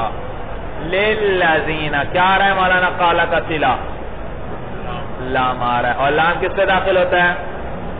مخاطب پر. تو ترجمہ یوں بنے گا کہتے ہیں وہ لوگ جنہوں نے کفر کیا. کن سے کہتے ہیں؟ ان لوگوں سے کہتے ہیں الذین آمنوا جو کیا لائے تھے، یعنی کافر مومنوں سے کہتے ہیں لو کان خیرا اگر یہ ایمان لو کان الایمان خیرا اگر یہ ایمان کیا ہوتا؟ بہتر ہوتا. ما سبقونا سبقہ کون سا صلہ ہے؟ سبقو. مخاطب کیا غائب کا ہے؟ سبقہ ماضی مولانا غائب کا صیغہ ہے. اگر یہ ایمان بہتر ہوتا ما سبقونا وہ لوگ سبقت نہ کر جاتے نہ ہمارے اوپر. کیا کہتے ہیں؟ وہ لوگ ہمارے اوپر سبقت نہ کر جاتے الیہ اس ایمان کی طرف. اس دیکھو کافر کہتے تھے مومنین سے کہ اگر ایمان بہتر ہوتا تو وہ لوگ ہم پر سبقت نہ کرتے. تو دیکھو اب یہاں جو ہے نا مولانا یہ لام کن پر داخل ہوا ہے؟ الذین پر. اور یہ الذین مخاطب نہیں ہے، غائب ہیں. کیا ہے بھائی؟ مخاطب غائب ہوتا ہے یا حاضر ہوتا ہے؟ حاضر ہوتا ہے. اور قالا کا صلہ آ رہا ہے لام، اور لام کس پہ داخل ہوتا ہے؟ مخاطب پر. تو معلوم ہوا یہ الذین کون ہونے چاہیے؟ حاضر ہونے چاہیے. تو کفار کہتے ہیں ان لوگوں سے جو ایمان لائے، اور معلوم ہوا وہ ایمان لانے والے کیا ہیں؟ ان کے سامنے حاضر ہیں. کافر ان کو کہتے ہیں کہ اگر یہ ایمان اچھی چیز ہوتی تو دیکھو ایمان لانے والے سارے غریب غربا فقراء صحابت، کفار بڑے بڑے دولت مند رئیس متکبرین تھے، وہ ایمان نہیں لاتے تھے. تو مومنوں کو کیا کہہ رہے ہیں کہ اگر اس ایمان کے اندر کوئی خیر ہوتی تو یہ غریب غربا ہم سے سبقت نہ کرتے، بلکہ ہم جیسے دانا اور ہوشیار لوگ ہم کیا کر لیتے؟ ہم جلدی قبول کرتے ایمان کو. بات سمجھ میں آ رہی ہے؟ تو کافر یہ کہہ رہے ہیں. اور کس کو کہہ رہے ہیں؟ کیا آ رہا ہے؟ قالا کا صلہ لام. اور الذین آمنوا وہ لوگ جو کہ ایمان لائے، کس کو کہہ رہے ہیں؟ ایمان والوں کو کہہ رہے ہیں کہ اگر اس ایمان میں کوئی بھلائی ہوتی تو وہ لوگ ہم پر سبقت نہ کر جاتے. کیا کہہ رہے ہیں؟ ما سبقونا غائب کا صیغہ ہے نا، غائب کا ترجمہ کرو. وہ لوگ ہم پر سبقت، حالانکہ یہ تو نہیں کہنا چاہیے، کفار کو تو یوں کہنا چاہیے. مسلمانوں سے بات کر رہے ہیں کہ اگر یہ ایمان مسلمان کافر کہہ رہے ہیں مسلمانوں سے اگر یہ ایمان بہتر ہوتا تو تم لوگ ہم سے سبقت، تو کہنا چاہیے تھا ما سبقتمونا تم لوگ ہم سے سبقت. لیکن کیا کہہ رہے ہیں؟ ما سبقون وہ لوگ ہم سے سبقت. معلوم ہوا جس پہ یہ لام داخل ہو رہا ہے الذین آمنوا وہ لوگ جو ایمان لائے ہیں، معلوم ہوا مخاطب نہیں ہے اس وقت. معلوم ہوا مخاطب وہ غائب ہیں، اسی لیے تو آگے سبقونا ان کے لیے کون سی صیغہ لے کر آ رہے ہیں؟ غائب کا صیغہ لے کر آ رہے ہیں. اگر وہ حاضر ہوتے تو پھر غائب کا صیغہ لاتے, بھائی پھر کون سا لاتے ہیں؟ معلوم ہوا یہ لام بمانے عن کے ہے, یہ لام بمانے. تو قال الذین, کافر مومنوں سے نہیں کہہ رہے, یہ لام بمانے عن کے ہے, یعنی کافر مومنوں کے بارے میں کہہ رہے ہیں. کافر کس کے بارے میں کہہ رہے ہیں؟ آپس میں باتیں کر رہے ہیں, اور کیا کہہ رہے ہیں ایک دوسرے کو کہ, اور کس کے بارے میں باتیں کر رہے ہیں؟ مومنوں کے بارے میں باتیں کر رہے ہیں. تو ایک کافر دوسرے کو کہہ رہا ہے کہ اگر یہ مومن مومنوں کے بارے میں کہتا ہے کہ اگر یہ ایمان بہتر ہوتا تو یہ مومن جو ایمان, یہ لوگ جو ہیں ہم سے سبقت نہ کر رہے تھے. اب بات صحیح ہوئی یا نہ ہوئی؟ جی, قال کا صلہ کیا آتا ہے؟ لام, اور یہ لام کس سے داخل ہوتا ہے؟ مخاطب پر. لیکن یہاں اگر مخاطب کا معنی کریں تو پھر آگے سبقون غائب کا صیغہ نہیں آنا چاہیے, بلکہ کون سا آنا چاہیے؟ سبقتمون آنا چاہیے, مخاطب والا صیغہ آنا چاہیے, اور آگے تو آ رہا ہے غائب کا صیغہ. معلوم ہوا یہ جس پر لام داخل ہو رہا ہے یہ مخاطب نہیں, یہ مخاطب نہیں. تو معلوم ہوا یہ لام اپنے معنی میں نہیں, کیونکہ لام تو کس سے داخل ہوتا ہے؟ تو معلوم ہوا یہ لام کس معنی میں ہے؟ عن کے بارے میں ہے. یعنی یہ مومنوں سے نہیں کہہ رہے بلکہ مومنوں کے باتیں خود کر رہے ہیں آپس میں, اور مومنوں کے بارے میں کہہ رہے ہیں کہ اگر یہ ایک کافی دوسرے کو کہتا ہے بھئی اگر یہ ایمان بہتر ہوتا ہے, یہ تو غریب غربا ہم سے سبقت نہ کرتے, ہم لوگ ہوشیار ہیں, دانا ہیں, دولت مند ہیں, ہم کیا کر لیتے ہیں پہلے تو اسلام قبول کر لیتے. اب صورت سمجھ میں آ گئی. تو یہاں یہ جو لام ہے یہ کس معنی میں ہے؟ کس کے معنی میں؟ اور یہ کس نے بتلایا آپ کو؟ سبقون آگے غائب کے صیغے نے بتلایا. کس نے بتایا؟ غائب کے صیغے نے. کیونکہ اگر یہ مخاطب ہوتے پھر کیا آنا چاہیے تھا؟ سبقتمون, کہ تم ہم سے, اگر تم مسلمان سامنے تو کہتے بھائی تم ہم سے سبقت نہ کر جاتے, تو یہ انہوں نے کہا نہیں. معلوم ہوا یہ غائب ہیں. صورت سمجھ میں آئی؟ وَبِمَانَ عَنْ, اور کبھی کبھار مولانا لام بمانے عن کے بھی آتا ہے. اِذَا اسْتُعْمِلَ مَعَ الْقَوْلِ, جبکہ اس کو استعمال کیا جائے کس کے ساتھ؟ قول کے ساتھ. كَقَوْلِهِ تَعَالَى, جیسے اللہ فرماتے ہیں قَالَ الَّذِينَ كَفَرُوا, کہا ان لوگوں نے جنہوں نے کفر کیا تھا, لِلَّذِينَ, ان لوگوں کے بارے میں, آمنوا, جو ایمان لائے تھے, لَوْ كَانَ خَيْرًا, اگر یہ ایمان بہتر ہوتا, ما سبقونا الیہ, تو وہ ہم پر سبقت نہ کر جاتے اس ایمان کی طرف. وفیہ نظر, اور اس دلیل کے اندر نظر ہے مولانا, اشکال ہے. یہ فیہ نظر کا کلام لایا جاتا ہے مولانا کس کے لیے؟ اشکال کو ذکر کرنے کے لیے. اس کلام میں اشکال ہے. بھائی کیا اشکال ہے؟ کہتے ہیں بھائی نہیں, یہ لام اپنے معنی میں ہے. یہ لام کیا ہے؟ اور مخاطب پر ہی داخل ہے, اور مخاطب کون ہے؟ مومنین ہی ہیں. تو کفار مومنین کی ایک جماعت کو کہہ رہے ہیں دوسری جماعت کے بارے میں. کفار کس سے بات کر رہے ہیں؟ مومنین سے کر رہے ہیں. اور کس کے بارے میں کر رہے ہیں؟ دوسرے بارے میں. تو مومنین کو سامنے کھڑے ہیں, ان کو کہہ رہے ہیں بھائی, یہ کفار کہہ رہے ہیں ان مومنین کو کہہ رہے ہیں کہ اے مومنین, اگر یہ ایمان بہتر ہوتا تو وہ لوگ, یعنی وہ جو غریب غربا ہیں, وہ غریب غربا مومنین ہیں, وہ ہم سب سبقت نہ کر جاتے. اب صحیح ہو گیا یا نہیں مانا مولانا؟ کہ مخاطب ایک جماعت اور سبقونا سے مراد دوسری جماعت ہے. سمجھ میں آیا بھائی؟ بھائی دلیل اچھی طرح سب کو سمجھ میں آ گئے. وَبِمَانَ الْوَاوِ, اور کبھی کس معنی میں آتا ہے؟ لام واو کے معنی میں بھی آتا ہے. فی القسم, کس کے اندر؟ قسم کے لیے آتا ہے مولانا. لام قسم کے لیے بھی آتا ہے اور قسم کے لیے آتا ہے. واو تو یہ واو کے معنی میں ہوتے ہیں, لیکن عام قسم میں نہیں آئے گا لام بھائی, بلکہ للتعجبی, کس کے لیے آئے گا؟ تعجب کے لیے آئے گا. جس وہ قسم جو تعجب ہو, جس تعجب کے لیے کھائی جائے, اس میں کیا آئے گا؟ لام آئے گا. کقول الحزلی, جیسے حزلی شاعر کہتا ہے. سمجھ میں آیا بھائی؟ شعر للہ یبقى علی الایام ذو حید بمشمخر به الزیان والآسو. للہ یبقى, یہ لام قسم کے لیے ہے.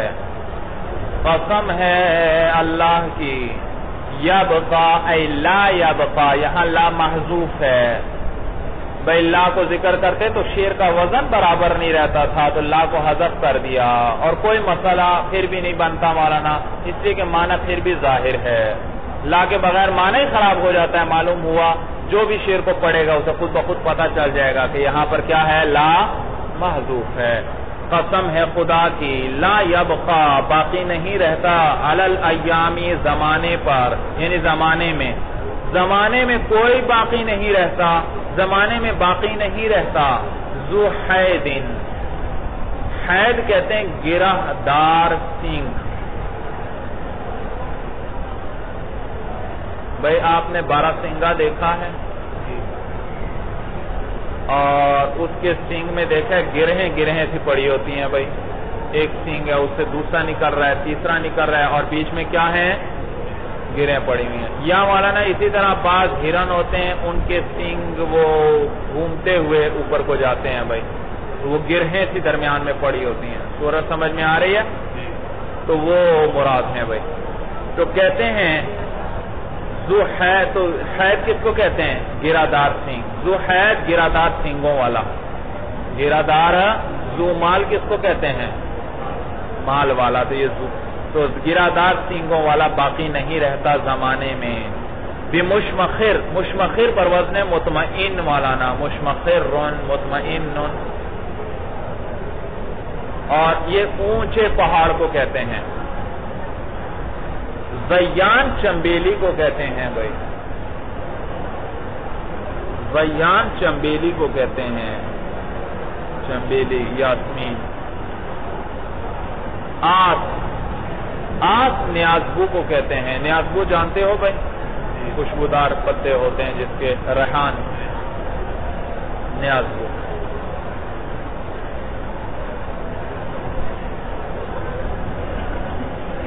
تو شاعر کہتے ہیں اس زمانے میں کوئی باقی نہیں رہتا، تعجب کے طور پر قسم اٹھاتا ہے اللہ کی کہ کتنے تعجب کی بات، قسم خدا کی، کوئی پہاڑ کی بلند چوٹی ہو اور وہاں پر مولانا کوئی تکلیف بھی نہیں ہوگی، کوئی مصیبت بھی نہیں ہے، سبزہ بھی خوب وافر مقدار میں ہے، اور وہاں ہر طرف چمبیلی کے پودے ہوں، ہر طرف نیازبو کے پودے ہوں، ہر طرف مولانا سبزہ ہے، خوشبوئیں بکھری ہوئی ہیں، اس سبزے کے پر کوئی ہرن، 12 سینگے وغیرہ رہتے ہیں، کوئی تکلیف دینے والا نہیں، لیکن پھر بھی ایک وقت آتا ہے وہ ختم ہو جاتے ہیں، دیکھو کوئی تکلیف بھی نہیں، پھر بھی کیا ہے وہ ختم ہو جاتے ہیں۔ تو شاید تعجب کا اظہار کر رہا ہے کہ قسم خدا کی، زمانے میں کوئی گرہ دار سینگوں والا پہاڑ کی بلند چوٹی پر بھی باقی نہیں رہتا، ایسی پہاڑ کی بلند چوٹی جہاں پر کیا ہو مولانا، چمبیلی اور نیازبو کے پودے ہوں، تو یعنی ہر چیز کیا ہے، فنا ہو جانے والی ہے۔ تو یہ مولانا لا یہاں محذوف ہے، ذو حیدن یہ فاعل ہے، کس کے اندر، کس کا فاعل بھائی، یبقا کا، کیا ہے، یبقا کا فاعل۔ بمشمخر، مشمخر معرفہ ہے نکرہ ہے مولانا، نکرہ ہے، کیا ہے، اور بہ زیان والآسو، زیان والآسو، زیان معطوف علیہ ہے، والآس، آس کا اس پر کیا ہے، عطف معطوف ہے، معطوف علیہ مل کر مبتدا مؤخر ہے، معطوف علیہ مل کر، اور بھی جار مجرور خبر مقدم ہے،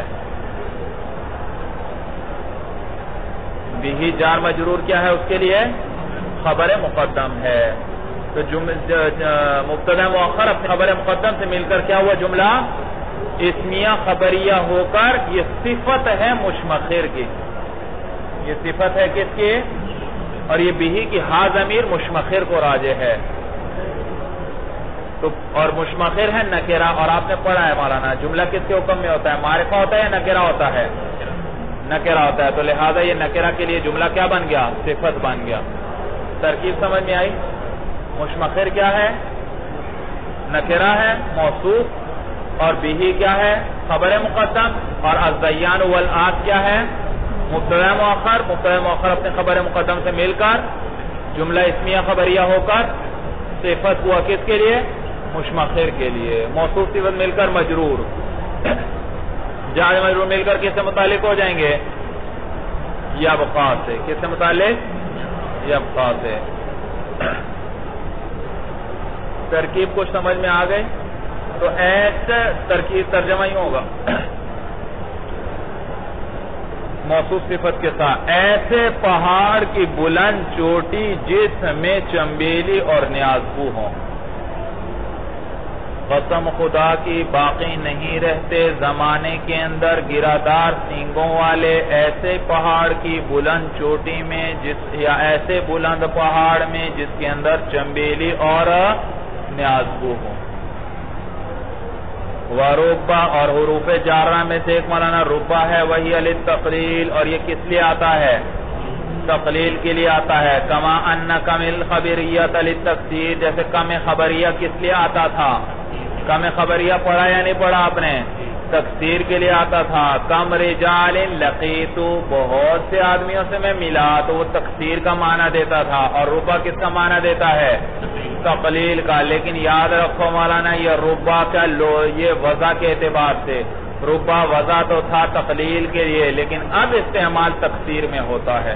جہاں بھی ربا آ جائے اس کا معنی کریں گے آپ بھائی تکثیر کا، بہت سے. ہاں کبھی کبھی اب بھی یہ تقلیل کا معنی ادا کرے گا، لیکن تقلیل کے معنی کے لیے کوئی قرینہ چاہیے ہوگا. وضع کس کے لیے تھا؟ تقلیل کے لیے. استعمال کس میں ہونے لگا؟ تکثیر میں. اور اب اگر تقلیل میں استعمال ہوگا تو اس کے لیے کیا چاہیے؟ قرینہ چاہیے. وَتَسْتَحِقُ صَدْرَ الْكَلَامِ، اور یہ مولانا کیا چاہتا ہے؟ جی صدارت کلام کا استحقاق رکھتا ہے، یعنی مستحق ہوتا ہے، صدارت کلام چاہتا ہے. اس لیے کہ مولانا یہ انشاء تقلیل کے لیے آتا ہے یا انشاء تکثیر کے لیے اب استعمال میں.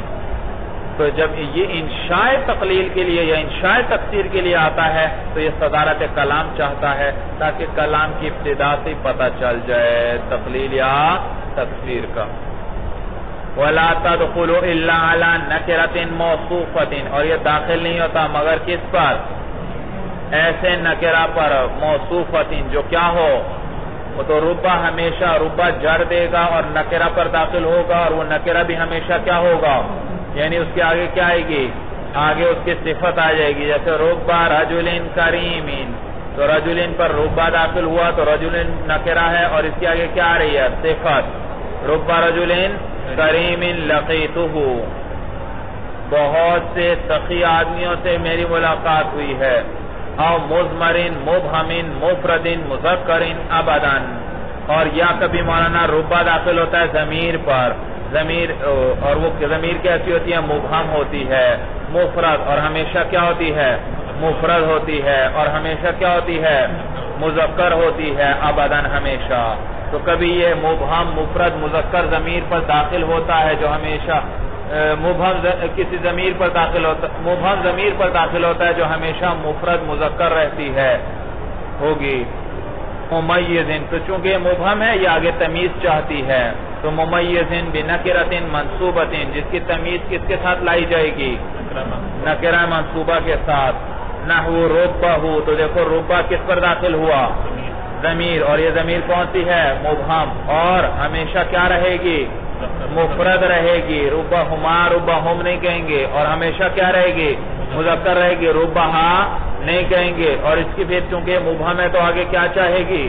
تمیز، اور وہ نکرہ منصوبہ آئے گی. رجلان، یہ کیا ہے؟ نکرہ منصوبہ ہے. ربہ رجلان، تو دیکھو رجلان تمیز ہے. اب چاہے دو ہوں تو ربہ رجلین، چاہے جمع ہو ربہ رجالان، تو یہ نہیں ہم دیکھیں گے کہ تمیز مفرد ہے، تمیز تثنیہ ہے، تمیز جمع ہے. ربہ کے ساتھ ضمیر نے ہمیشہ مفرد ہی رہنا ہے، اس نے تثنیہ جمع کے لیے بدلنا نہیں.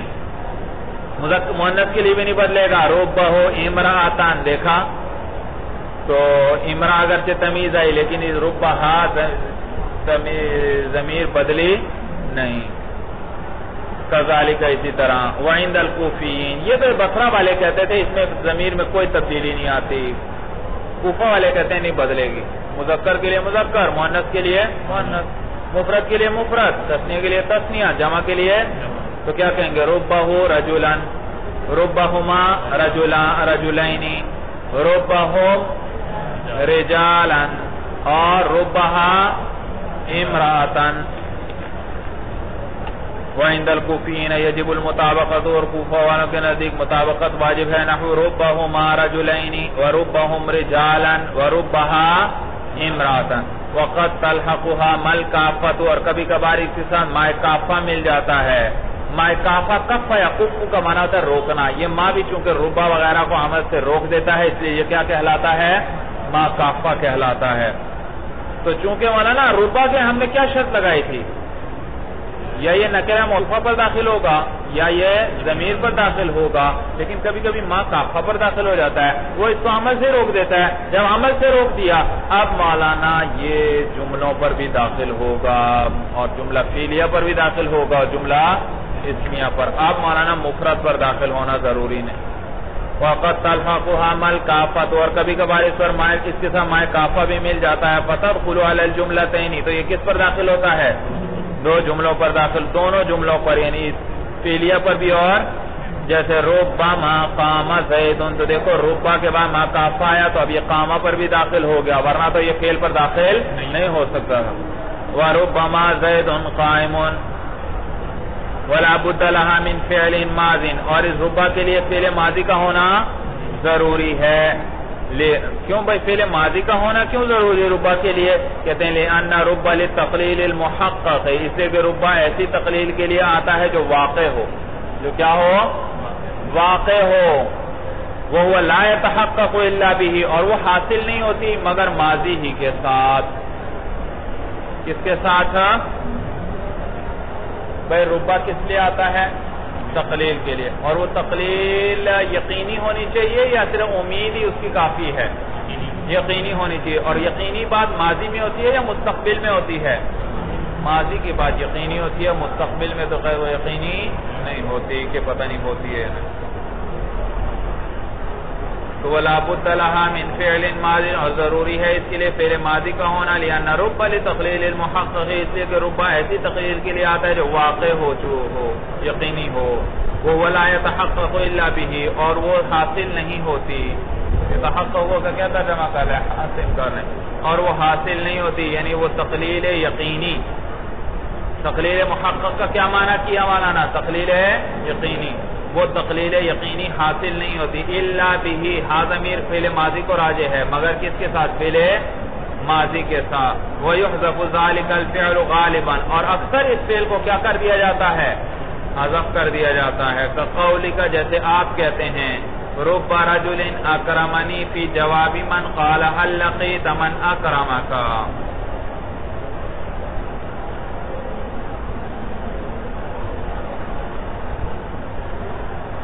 جیسے آپ کہتے ہیں رب رجل اکرم، بھائی ربا کس پہ داخل ہوا؟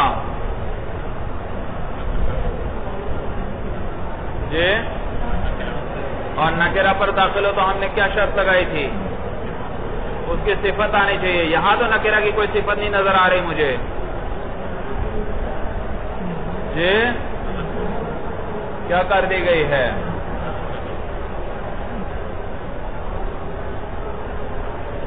جی،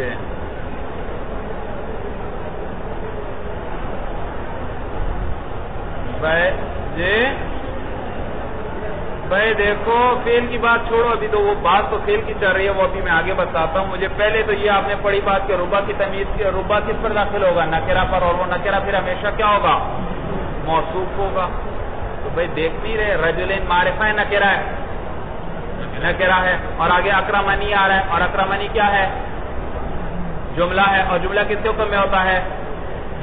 نکرہ، اور کس کے لیے صفت بنتا ہے؟ کس کے لیے؟ نکرہ کے لیے۔ جملہ نکرہ کے لیے صفت بن جاتا ہے، تو رجل موصوف، اکرمنی جملہ اس کی صفت۔ تو ضابطہ بچا ہوا ہے یا ٹوٹ گیا مولانا؟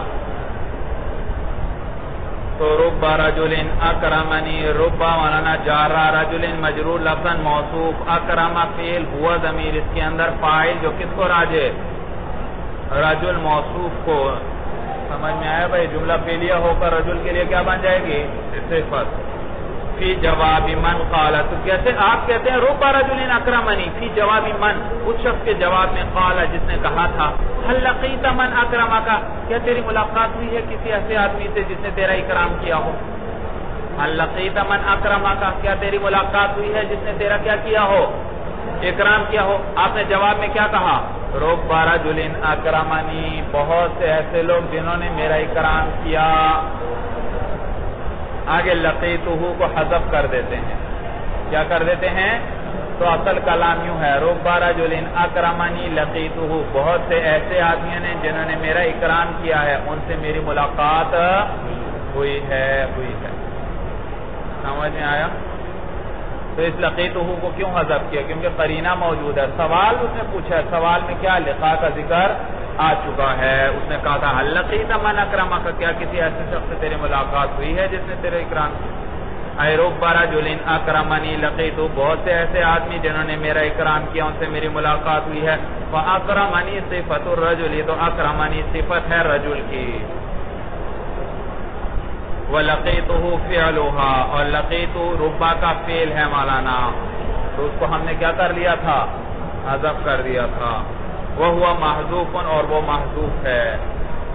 وَوَاوِ رُبَّا، اور ایک مولانا حروف جارہ میں سے واو ربا ہے، وَهِيَ الْوَاوُ الَّتِي تُبْتَدَأُ بِهَا فِي أَوَّلِ الْكَلَامِ، اور یہ وہ واو ہے جس کو ساتھ ابتدا کی جاتی ہے اول کلام کے اندر، وہی جس کے ساتھ ابتدا کی جاتی ہے کہاں پر؟ اول کلام میں مولانا۔ تو یہ وہ معنی ربا کے دو مذاہب ہیں مولانا اس میں۔ بعض علماء کہتے ہیں یہ وہ ربا کے معنی میں ہے خود، تو یہ وہ بھی جر دیتا ہے، کیا دیتا ہے؟ جر دیتا ہے۔ آگے مثال آ رہی ہے کہ قول شاعر، جیسے شاعر کہتا ہے وَبَلْدَةٍ، یہ وہ نے جر، بلدہ کو جر کس نے دیا؟ یہ وہ کس معنی میں ہے؟ ربا کے معنی میں۔ تو بعض علماء فرماتے ہیں کہ یہ وہ خود ربا کے معنی میں ہے، بعض کہتے ہیں نہیں یہ وہ ربا کے معنی میں نہیں، اس وہ کے بعد ربا محذوف ہے، اس وہ کے بعد کون ہے؟ تو جر وہ ربا دے رہا ہے، یہ وہ نہیں دے رہا، اور پہلے مذہب والے کیا کہتے تھے؟ یہ وہ خود ہی کیا کر رہا ہے؟ جر دے رہا ہے، یہ ربا کے معنی۔ قول شاعری، جیسے شاعر کہتا ہے وَبَلْدَةٍ اَيْ رُبَّ بَلْدَةٍ لَيْسَ بِهَا أَنِيسٌ، انیس کا معنی انس کرنے والا، مانوس شخص، مانوس۔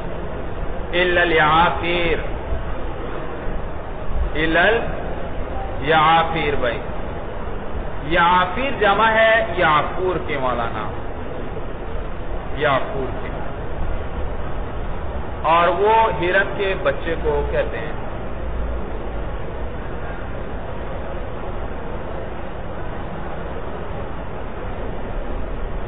ہرن کا بچہ یا ہرن کو بھی کہتے ہیں، ہرن کا بچہ۔ عیس مولانا بروزن 20، ابیض کی جمع مؤنث کیا آتی ہے مولانا؟ بیضا، اور بیضا کی جمع کیا آتی ہے؟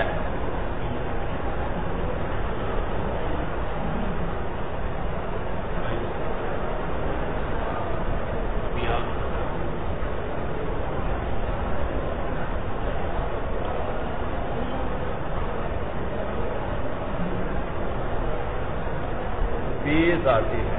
احمر کی مؤنث کیا آتی ہے؟ حمرا، اور حمرا کی جمع حمرن آتی ہے، کیا آتی ہے؟ حمرن۔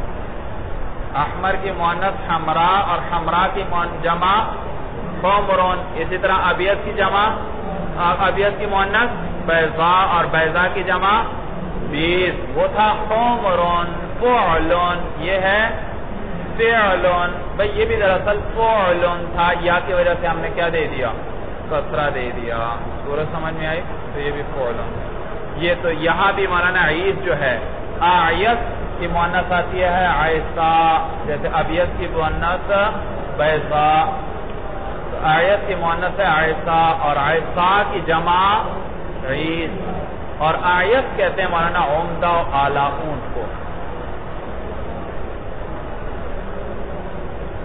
عمدہ و اعلیٰ اونٹ۔ شاعر کہتا ہے بہت سے ایسے شہروں پر ہمارا گزر ہوا جن میں کوئی مانوس چیز ہمیں نہ ملی، انس کرنے والی کوئی چیز نہ ملی، سوائے ہرن کے بچوں کے اور عمدہ اونٹنیوں کے۔ عمدہ اور اعلیٰ اونٹنیوں اور ہرن کے بچوں کے علاوہ ان شہروں میں ہمیں اور کوئی انس کرنے والا نہیں ملا۔ وہ شہر اور بستیاں اجاڑ ہو گئی تھیں، ویران ہو گئی تھیں، تمام انسان وہاں سے کوچ کر گئے تھے۔ اب ٹوٹے پھوٹے کھنڈرات واقع ہیں، اور جنگل کے اندر، ان کھنڈرات کے اندر اب کنہوں نے بسیرا بسایا ہوا ہے؟ ہرنوں نے، اونٹنیوں وغیرہ نے۔ وہی سمجھ میں ہے؟ تو شاعر کہتا ہے بہت سے میں ایسے بستیوں پر گزرا کہ جن میں ہمیں کوئی مانوس چیز نہ ملی، کوئی انس کرنے والا انسان دکھائی نہ دیا، سوائے ہرن کے بچوں کے اور عمدہ اونٹنیوں۔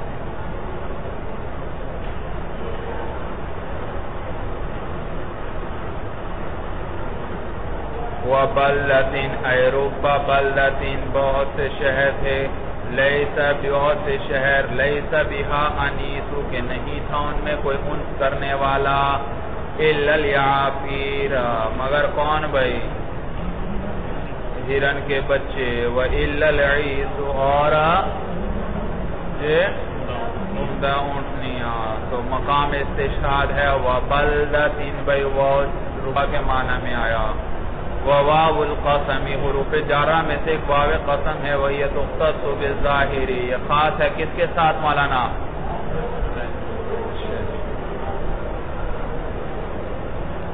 بھائی قسم کے لیے اصل الحروف، قسم کے لیے جو اصل ہے وہ ہے با۔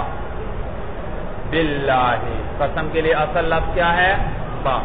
کبھی با کی جگہ استعمال ہوتا ہے واو، اور کبھی پھر واو کی جگہ استعمال ہوتی ہے تا۔ اصل کیا ہے قسم کے لیے؟ کبھی با کی جگہ کیا استعمال ہوتا ہے؟ واو، اور کبھی واو کی جگہ بھی تا۔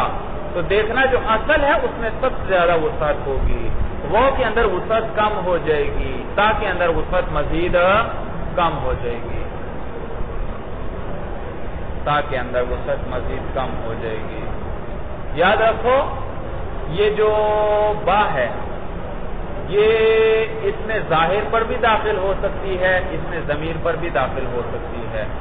باللہ قسم کھا رہا ہوں مولانا، اور لفظ اللہ ظاہر ہے یا ضمیر ہے؟ یہ اس میں، تو یہ اس میں ظاہر پر داخل ہوا، سمجھ میں آیا؟ اور یہ ضمیر پر بھی داخل ہو سکتا ہے، بی کا، یہ کس پر داخل ہوا؟ ضمیر پر۔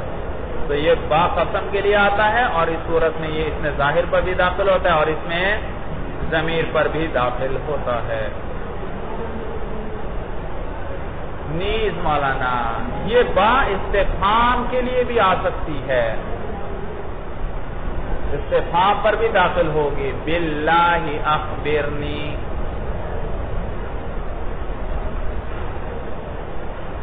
باللہ اخبرنی یہ با قسمیہ ہے، اور آگے کیا ہے مولانا؟ طلب اخبار ہے، طلب اخبار ہے۔ تو دیکھا اس کے لیے با آ گئی بھائی، یا استفہام بنا لو مولانا، تو جو یہ بھی استفہام، سمجھ میں آیا بھائی؟ تو با کیا ہے؟ اس میں ظاہر کے لیے بھی آئے گی اور اس میں، اور مولانا استفہام کے لیے بھی یہ با قسمیہ۔ نیز اس کے ساتھ اقسم فعل کو لفظوں میں لانا بھی جائز ہے، حذف کرنا بھی جائز۔ اقسم باللہ آپ کہہ سکتے ہیں، اور صرف باللہ اقسم کو حذف کر دیں، یہ بھی جائز۔ تو فعل قسم کو اس کے ساتھ لفظوں میں ذکر کرنا بھی جائز اور اس کو حذف کرنا بھی، کیونکہ یہ اصل ہے۔ ہاں واو کے اندر کبھی کبھی با کی جگہ کیا لے آتے ہیں مولانا؟ واو لے آتے ہیں، واو کے اندر وسعت گنجائش کم ہو جائے گی۔ با کے بارے میں کیا تھا؟ اس میں ظاہر پر بھی داخل ہوگا با، اور اس میں، جبکہ واو صرف اس میں ظاہر پہ داخل ہوگا، اس میں ضمیر پر داخل نہیں ہوگا۔ وقع نہیں کہہ سکتے، واللہ کہہ سکتے ہیں آپ۔ جی نیز با میں کیا تھا؟ استفہام کے لیے بھی آتی ہے، غیر استفہام کے لیے بھی آتی ہے، لیکن وہ صرف غیر استفہام کے لیے آئے گا، استفہام کے لیے کبھی نہیں آئے گا۔ تیسری کہ با کے ساتھ اقسم فعل کو ذکر بھی کرنا بھی جائز تھا اور حذف کرنا بھی جائز تھا، جبکہ واو کے اندر صرف حذف ہی جائز ہے، اس کو ذکر کرنا اقسم واللہ کہنا جائز، واللہ اخبرنی کہنا جائز نہیں۔ صورت سمجھ میں آ گئی؟ پھر کبھی واو کی جگہ تا آتی ہے، تا میں اور بھی گنجائش کم ہو گئی۔ وہ تو اس میں ظاہر کے ساتھ آتا تھا، ہر اس میں ظاہر کے ساتھ، واللہ والرحمن والرحیم، سمجھ میں آیا؟ ہر اس میں ظاہر کے ساتھ آ رہا ہے وہ، لیکن تا صرف لفظ اللہ کے لیے آئے گی اور کسی اس میں ظاہر کے ساتھ بھی نہیں آئے گی۔ تو اس میں ظاہر میں بھی اور گنجائش کم ہو گئی، تا صرف تاللہ آپ کہہ سکتے ہیں، تررحمن کہنا صحیح نہیں۔ سمجھ میں آ گئی بات سب کو؟ دیکھیے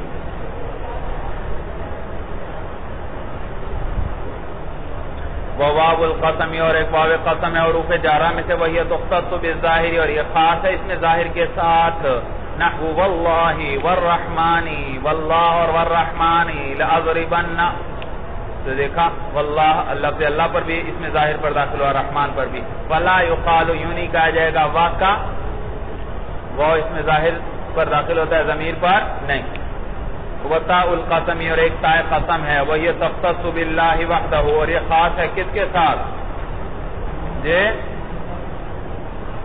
بھئی تا صرف لفظ اللہ پہ خاص داخل ہوگی اور کسی پر داخل نہیں۔ وہ تو جو بھی اس میں ظاہر ہو اس سے وہ آ سکتا تھا، لیکن اس میں ظاہر میں سے تا صرف کس پر آئے گی؟ لفظ اللہ۔ وہ یہ تختص باللہ وحدہ، اور یہ خاص ہے، تختص بھی پڑھ سکتے ہیں، تختص بھی وحدہ لفظ اللہ کے ساتھ۔ فَلَا يُقَالُ تَرْرَحْمَانِ، لہذا یہ کہ یوں نہیں کہا جائے گا تَرْرَحْمَانِ، تَرْرَحْمَان کہنا جائز، بلکہ صرف کیا کہنا جائز؟ اللہ۔ وَقَوْلُهُمْ تَرَبِّ الْكَعْبَةِ شَاذٌ، بھئی بعض عربوں کے قول میں آپ نے تو کہا یہ لفظ اللہ کے علاوہ اور کہیں داخل نہیں ہوتی، ہم نے آواز اشعار میں پڑھا وہاں کیا آیا؟ تَرَبِّ الْكَعْبَةِ، تا کس پہ داخل ہوئے؟ رب پر داخل ہوئی۔ تو جواب یہ دیا مصنف نے بتایا شاذ، کہ یہ کیا ہے مولانا؟ شاذ ہے، یعنی آیا ہے لیکن نادر ہے۔ کیا ہے؟ نادر ہے۔ وَالنَّادِرُ كَالْمَعْدُومِ، تو ایک جگہ آ جائے یا دو جگہ آ جائے، اس سے ہم ضابطے پر کوئی اثر نہیں پڑتا۔ وَبَاءُ الْقَسَمِ اور بائے قسم ہے، وَهِيَ تَدْخُلُ عَلَى الظَّاهِرِ، اور یہ داخل ہوتی ہے کس پر مولانا؟ ظاہر پر بھی داخل ہوتی ہے، والمضمر اور ضمیر پر بھی داخل ہوتی ہے، نحو باللہ وبالرحمن وبک، ضمیر پر بھی داخل ہوئی۔ اور میں نے دو زائد چیزیں بھی آپ کو بتلائیں اس کے ساتھ بھائی، کون سی دو زائد چیزیں؟ کہ یہ استفہام کے لیے بھی آ سکتی ہے اور اصطلاح فعل کو ذکر کرنا بھی جائز۔ وَلَا بُدَّ لِلْقَسَمِ مِنَ الْجَوَابِ، اور قسم کے لیے جواب کا ہونا بھی ضروری ہے، وہی جملۃ، بھئی یاد رکھو واللہ یہ تو قسم ہوئی، اس کے لیے کیا چاہیے؟ جواب قسم۔ کس بات سے قسم آپ اٹھا رہے ہیں اس کو کیا کہتے ہیں؟ جواب قسم کہتے ہیں۔ وَلَا بُدَّ لِلْقَسَمِ مِنَ الْجَوَابِ، اور ضروری ہے قسم کے لیے جواب کا ہونا، وہی جملۃ، اور ایک جملہ ہوتا ہے تسمى المقسم علیہ، اس کو کیا کہتے ہیں؟ مقسم علیہ کہتے ہیں۔ کیا کہتے ہیں؟ مقسم علیہ کہتے ہیں۔ فَإِنْ كَانَتْ مُوجَبَةً، اگر یہ کیا ہو؟ موجب ہو۔ کیا معنی؟ مثبت ہو، جی اگر یہ کیا ہو؟ مثبت کلام ہو۔ یجب دخول اللام فی الاسمیۃ والفعلیۃ، تو واجب ہے کس کو داخل کرنا؟ لام کو داخل کرنا، فی الاسمیۃ والفعلیۃ، کس کے اندر؟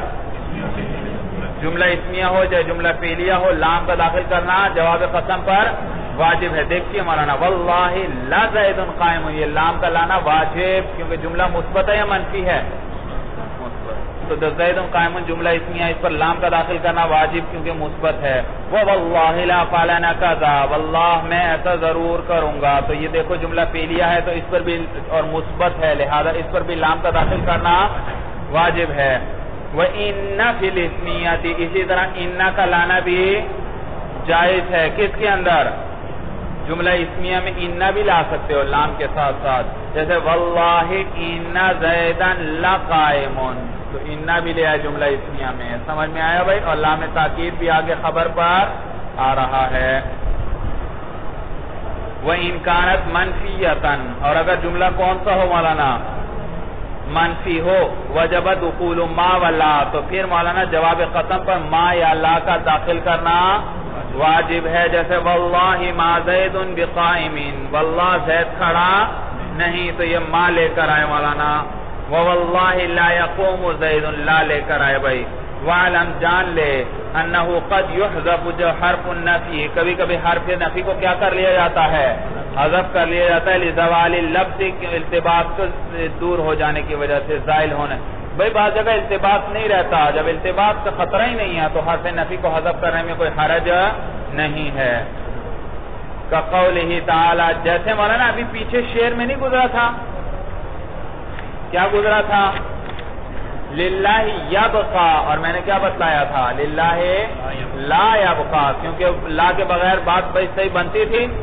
بات صحیح نہیں بنتی تھی. آپ وہاں لا کے بغیر ترجمہ کر کے دیکھیں، بات نہیں بنتی. تو کبھی حرف نفی کو حذف بھی کر دیا جاتا ہے لزوال اللفظ، جبکہ التباس کا خطرہ نہ ہو. تو قولہ تعالی، جیسے اللہ فرماتے ہیں تاللہ تفتأ تذکر یوسفا، تاللہ ای تفتأ ای لا تفتأ. بھئی آپ نے افعال ناقصہ پڑھے یا نہیں پڑھے؟ ان میں ایک ما فتیعہ پڑھا یا نہیں پڑھا مولانا؟ یہ وہ ما فتیعہ ہے بھئی. مضارع ہوا تو ما کو بدل دیا لا سے، اور تفتأ کون سا صیغہ ہے؟ مخاطب کا صیغہ. تاللہ قسم ہے خدا کی، لا تفتأ تذکر یوسفا، تو ہمیشہ یاد کرتا ہے یوسف علیہ السلام کو، تو ہمیشہ یاد کرتا ہے یوسف علیہ. تو لا تفتأ تھا، لا تفتأ کیا معنی بھائی؟ ما فتیعہ ما بریحہ کا کیا معنی تھا؟ ہمیشہ. تو لا تفتأ، تو لا کو حذف کر دیا مولانا کیونکہ التباس کا خطرہ نہیں. تو افعال جی ترکیب کیسے کریں گے؟ طاقتمیہ جار را لفظ اللہ مجرور، لفظ جار مجرور مل کر متعلق ہوئے کس سے؟ اقسم فعل سے. اقسم فعل انا ضمیر اس کے اندر فاعل، فعل اپنے فاعل سے مل کر جملہ فعلیہ ہو کر قسم. تفتأ تذکر یوسفا، تفتأ لا تفتأ لا محذوف، لا تفتأ فعل افعال ناقصہ. انت ضمیر اس کے اندر اس کا اسم، تذکر فعل، انت ضمیر اس کے اندر فاعل، یوسفا مفعول، فعل اپنے فاعل اور یوسفا. اچھا بھائی اس پہ تنوین کیوں نہیں آئی بھائی؟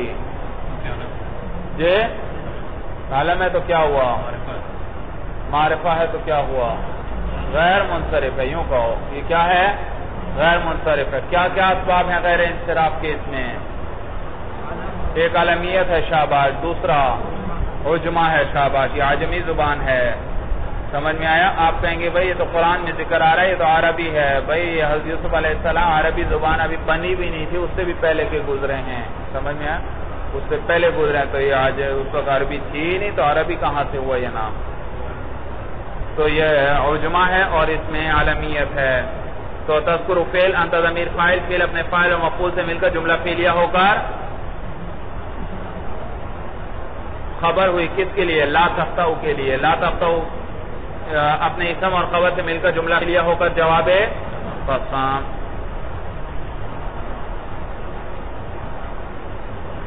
وَيُحْذَفُ جواب القسم ان تقدم ما يدل علیہ.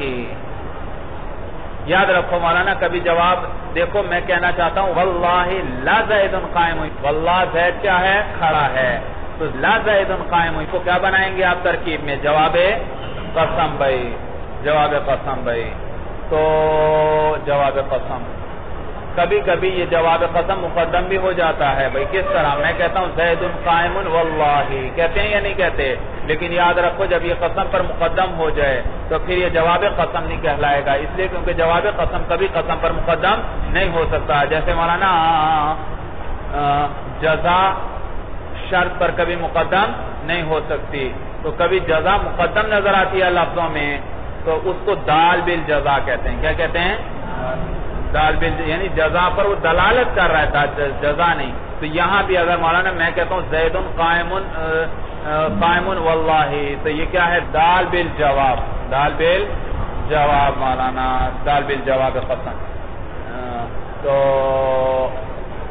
سمجھ میں آیا بھائی؟ تو چونکہ اور پھر اس صورت میں جواب قسم کو حذف کرنا واجب، کیونکہ یوں کیا کہا میں نے زید قائم واللہ، پھر دوبارہ کہوں لزید قائم، یہ تو تکرار ہوگا مولانا، جب ایک چیز اس پر پہلے دلالت کر رہی ہے تو اس کو دوبارہ لانے کی ضرورت نہیں ہے، لہذا جب وہ پہلے ذکر ہو جائے تو پھر وہ دال بیل جواب قسم کہلائے گا، اور اب جواب قسم کو کیا کر دیں گے ہم حذف کر دیں گے۔ وَيُحْذَفُ جواب القسم، اور حذف کیا جائے گا جواب قسم کو، ان تقدم اگر گزر جائے پہلے، مقدم ہو جائے، ما وہ چیز یدل علیہ جو اس پر کیا کر رہی ہے دلالت کر رہی ہے، نحو زید قائم واللہ، زید، تو دیکھو مولانا یہ زید قائم دال پر جواب قسم ہے، دال پر جواب قسم پر دلالت کر رہا ہے، یہ جواب قسم نہیں، کیونکہ اگر یہ جواب قسم ہوتا تو جواب قسم میں تو ہم نے کہا تھا جملہ مثبت ہو تو اس پر کیا داخل کرنا واجب ہے لام، اور اس پر لام آیا نہیں، تو اگر یہ جواب قسم ہوتا پھر تو لام کا لانا واجب تھا، معلوم ہو یہ جواب قسم نہیں بلکہ جواب قسم کیا ہے محذوف، اور یہ اس پر کیا کر رہا ہے دلالت کر رہا ہے۔ تو اگر وہ مقدم ہو جائے پھر بھی قسم جواب کو حذف کر دیں گے، اور توسط القسم، یا قسم کہاں پر آ جائے مولانا درمیان میں آ جائے پھر بھی مولانا حذف کریں گے، نحو زید واللہ قائم، تو دیکھو زید قائم کے درمیان میں واللہ آیا، تو اب بھی یہ مولانا دال بر جزا ہے مولانا، اور جواب قسم کیا ہے دال بر جواب قسم ہے، اور جواب قسم خود کیا ہے مولانا محذوف ہے۔ بات سمجھ میں آ رہی ہے سب کو بھائی؟ وعن للمجاوزت، اور عن کس لیے آتا ہے بھائی مجاوزت کے لیے، یعنی ایک چیز دوسری سے دور ہو جائے، ایک چیز دوسری سے دور ہو جائے۔ دیکھیے مولانا رمیت، جیسے کہہ رہے ہیں نحو رمیت السہم عن القوس الى الصید، میں نے سہم کہتے ہیں تیر کو، میں نے تیر پھینکا عن القوس، کہاں سے جی تیر میں نے پھینکا، میں نے تیر پھینکا عن القوس کمان سے، الى الصید کس کی طرف شکار کی طرف، تو جب آپ نے پھینکا تو تیر کیا ہوا دور ہوا، سمجھ میں آیا؟ وَعَلَى لِلْإِسْتِعْلَاءِ، اور علا کس لیے آتا ہے استعلاء، ایک چیز دوسری چیز کے اوپر بلند ہے یہ بتلانے کے لیے، زید علی السطح، کیا معنی زید چھت پر ہے، تو بلند کون ہوا زید، اور کس پر ہوا چھت پر، تو یہ کس کا یہ معنی نے ادا کیا علا نے۔ وَعَلَى لِلْإِسْتِعْلَاء، اور علا استعلاء کے لیے آتا ہے نحو زید علی السطح، زید چھت پر ہے۔ وَقَدْ يَكُونُ عَنْ وَعَلَى اسْمَيْنِ إِذَا دَخَلَ عَلَيْهِمَا مِنْ، اور کبھی کبھار عن اور علا، وَقَدْ يَكُونُ عَنْ وَعَلَى، کبھی عن اور علا جو ہیں اسمینی وہ کیا ہوتے ہیں دو اسم ہوتے ہیں، اِذَا دَخَلَ عَلَيْهِمَا مِنْ، جب ان پر مین داخل ہو جائے، جب ان پر کیا داخل ہو جائے مین داخل ہو جائے، کما تقولو، جیسے آپ کہتے ہیں جلست من عن یمینہ، میں اس کی دائیں جانب بیٹھ گیا، جلست من عن یمینہ، بھئی یہ مین کس پہ داخل ہو رہا ہے عن، اور عن تو حرف جر ہے، اور مین داخل ہو رہا ہے عن پر، اور حالانکہ حرف جر تو ہمیشہ کس پہ داخل ہوتا ہے اسم پہ داخل ہوتا ہے، معلوم ہو یہ عن جو یہاں آیا یہ اس وقت حرف جر نہیں ہے بلکہ یہ کیا ہے اسم ہے، اور یہ بمانے جانب کے ہے، اے من جانب یمینہ، جلست من جانب، تو کیسے آپ کو پتہ چلا یہ عن بمانے جانب کے ہے،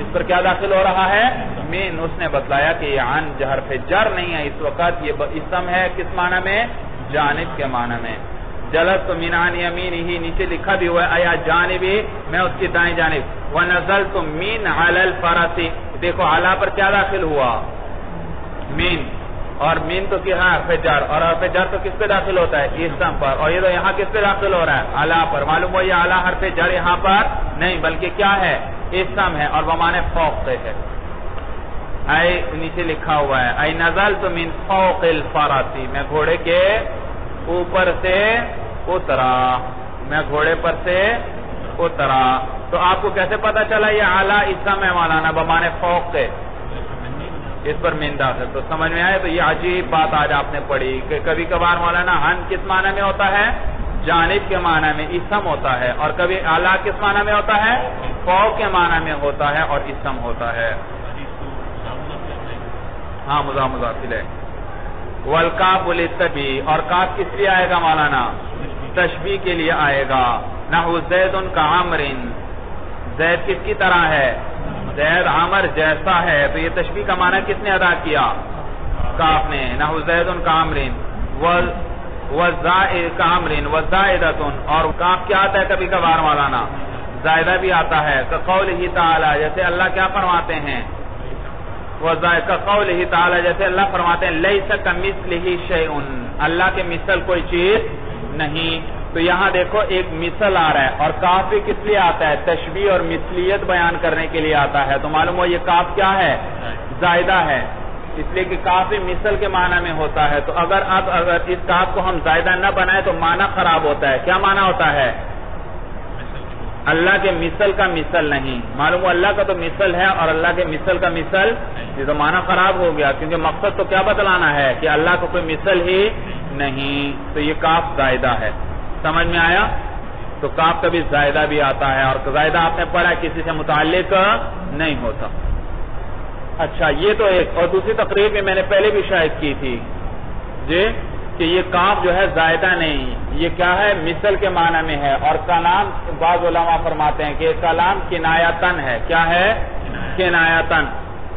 اور ایک ہوتا ہے کنایا اور ایک ہوتا ہے صراحتن کلام بھائی. اور الکنایا تو ابلغ من الصراحہ من التصریح. کنایا کیا ہوتا ہے؟ تصریح سے زیادہ افضل ہوتا ہے. کیا ہوتا ہے؟ افضل اور اعلیٰ ہوتا ہے. اس لیے کہ تصریح کے اندر دعویٰ تو ہوتا ہے، دلیل نہیں ہوتی. اور کنائے کے اندر دعوے کے ساتھ ساتھ دلیل بھی ذکر ہوتی ہے. کنائے میں دعوے کے ساتھ ساتھ کیا ذکر ہوتی ہے؟ دلیل بھی ذکر ہوتی ہے. مثلا میں کہنا چاہتا ہوں زید لمبے قد والا ہے، میں یہ کہنا چاہتا ہوں. ایک سیدھا میں کہتا ہوں زید لمبے قد والا ہے. یہ صراحت ہے، تصریح ہے. یہ کیا ہے؟ میں نے صراحتن کہہ دیا. اور زید گویا ایک دعویٰ ہو گیا، ساتھ دلیل ہے کوئی دلیل نہیں. جبکہ ایک کنایا کہتا ہے. کنایا میں کہتا ہوں زید کی حمائل لمبی ہے. حمائل کہتے ہیں وہ چمڑا جس سے تلوار لٹکائی جائے مولانا. تو میں نے کیا کہا؟ زید کی حمائل لمبی ہے. یہ کنایا ہے. اور کہنا مراد کیا ہے؟ زید لمبا ہے، لمبے قد والا ہے. لیکن میں نے صراحتن کہا یا کنایتن کا؟ تو وہی معنی میں نے ادا کیا، لیکن کنایا کیسا؟ میں نے کہا زید کی حمائل لمبی ہے. کیا معنی؟ زید لمبے قد والا ہے.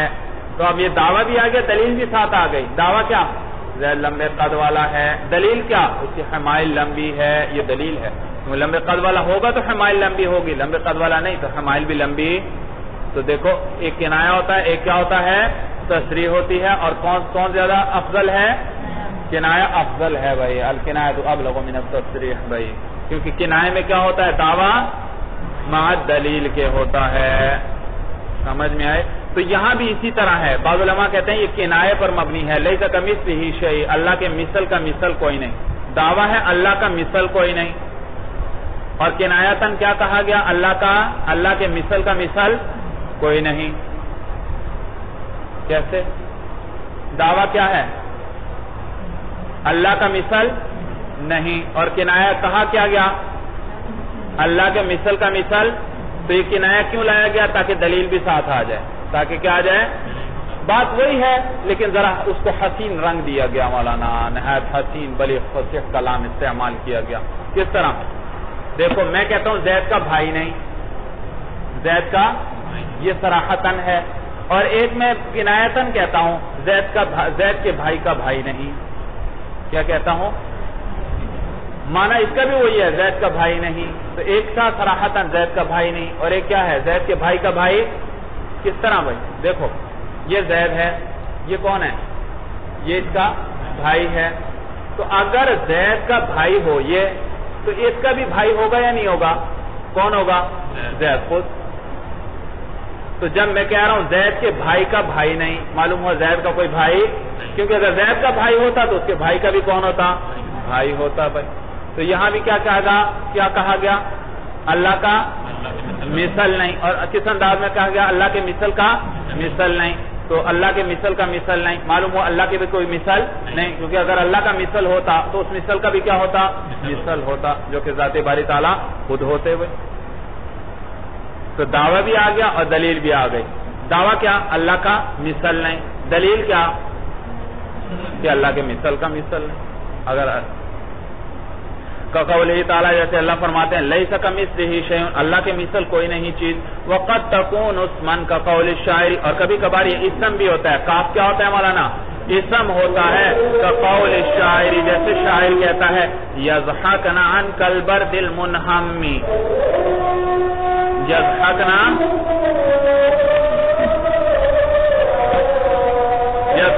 عنک البرد المنہم. یضحکنا جمع مؤنث کا صیغہ ہے وہ عورتیں ہنستی ہیں. عن داخل ہو رہا ہے کس پر مولانا؟ کاف پر. کیا؟ کاف پر. یہ دلیل ہے. اور عن تو ہے حرف جار اور حرف جار کس پر داخل ہوتا ہے؟ اسم پر. معلوم ہو یہ کاف یہاں پر کیا ہے؟ اسم ہے. جیسے مولانا عن پر کیا داخل ہوا تھا؟ مین. علا پر کیا داخل ہوا تھا؟ مین. تو عن کس کے معنی میں تھا؟ جانب کے معنی میں. اور علا کس کے معنی میں تھا؟ فوق کے معنی میں. تو یہاں پر بھی عن داخل ہو رہا ہے کس پر؟ کاف پر. یہ دلیل ہے اس بات کی کہ کاف حرف جر نہیں ہے بلکہ کیا ہے؟ اسم ہے. اور کس معنی میں ہے؟ مثل کے معنی میں. کس معنی میں؟ مثل کے معنی. یضحکنا وہ ہنستی ہیں. عن مثل البرد المنہمی ایسے دانتوں کے ساتھ کالبردی جو اولوں کی طرح ہے المنہمی ایسے اولے جو پگھلنے والے ہوں. یہ تشبیہ دی ہے مولانا کس میں؟ سفیدی اور چمک دمک کے اندر ان کے دانت کس کی طرح ہیں؟ اولوں کی طرح ہیں. وَمُذْ وَمُنْذُ لِلزَّمَانِ اور مُذْ اور منذ کس لیے آتے ہیں؟ زمانے کے لیے. بھئی آپ نے ظروف کے اندر بھی مُذْ اور منذ پڑھے تھے اور آپ کو میں نے بتایا تھا کہ منذ اور منذ کبھی جارہ بھی آتے ہیں اور کبھی ظرف. اور اس وقت وہ کیا بنتے ہیں؟ مبتدا بنتے ہیں. کیا بنتے ہیں؟ مبتدا. اور ان کے مابعد کیا ہوتی ہے؟ خبر. تو لہذا ان کے مابعد مرفوع ہوا کرتا ہے. اور یہ جب جارہ آئیں گے تو لازمی بات ہے جر دیں گے تو ان کا مابعد ہمیشہ کیا ہوگا؟ مجرور ہوگا. وَمُذْ وَمُنْذُ لِلزَّمَانِ اور مُذْ اور منذ زمانے کے لیے آتے ہیں. اما للابتدائی یا تو یہ ابتدا کے لیے زمانے کی ابتدا بیان کریں گے. فی الماضی کس میں؟ زمانہ ماضی کے اندر. کما تقول فی شعبان جیسے کہ آپ شعبان کے مہینے میں کسی سے کہتے ہیں ما رأیتہ مذ رجبا میں نے اس کو رجب سے دیکھا ہی. دیکھو یہ کسی چیز کی زمانے کی ابتدا آپ کو اس کو بتلا رہے ہیں کہ میرے نہ دیکھنے کی ابتدا کب سے ہوئی ہے؟ رجب سے ہوئی ہے. اور ظرفیتی یا یہ مذ اور منذ کس لیے آتے ہیں مولانا؟ ظرفیت کے لیے آتے ہیں. فی الحاضر زمانہ حاضر کے اندر. نحو ما رأیتہ مذ شہرنا میں نے نہیں دیکھا اس کو اپنے مہینے سے یعنی اس مہینے سے جس میں میں ہوں میں نے اس کو اس مہینے سے نہیں دیکھا.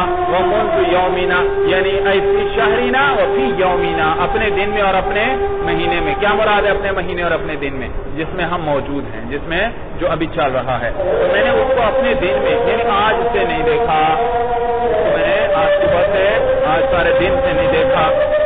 وخلا وعدا وحاشا للاستثناء خلا عدا اور خاشا کس لیے آتے ہیں مولانا؟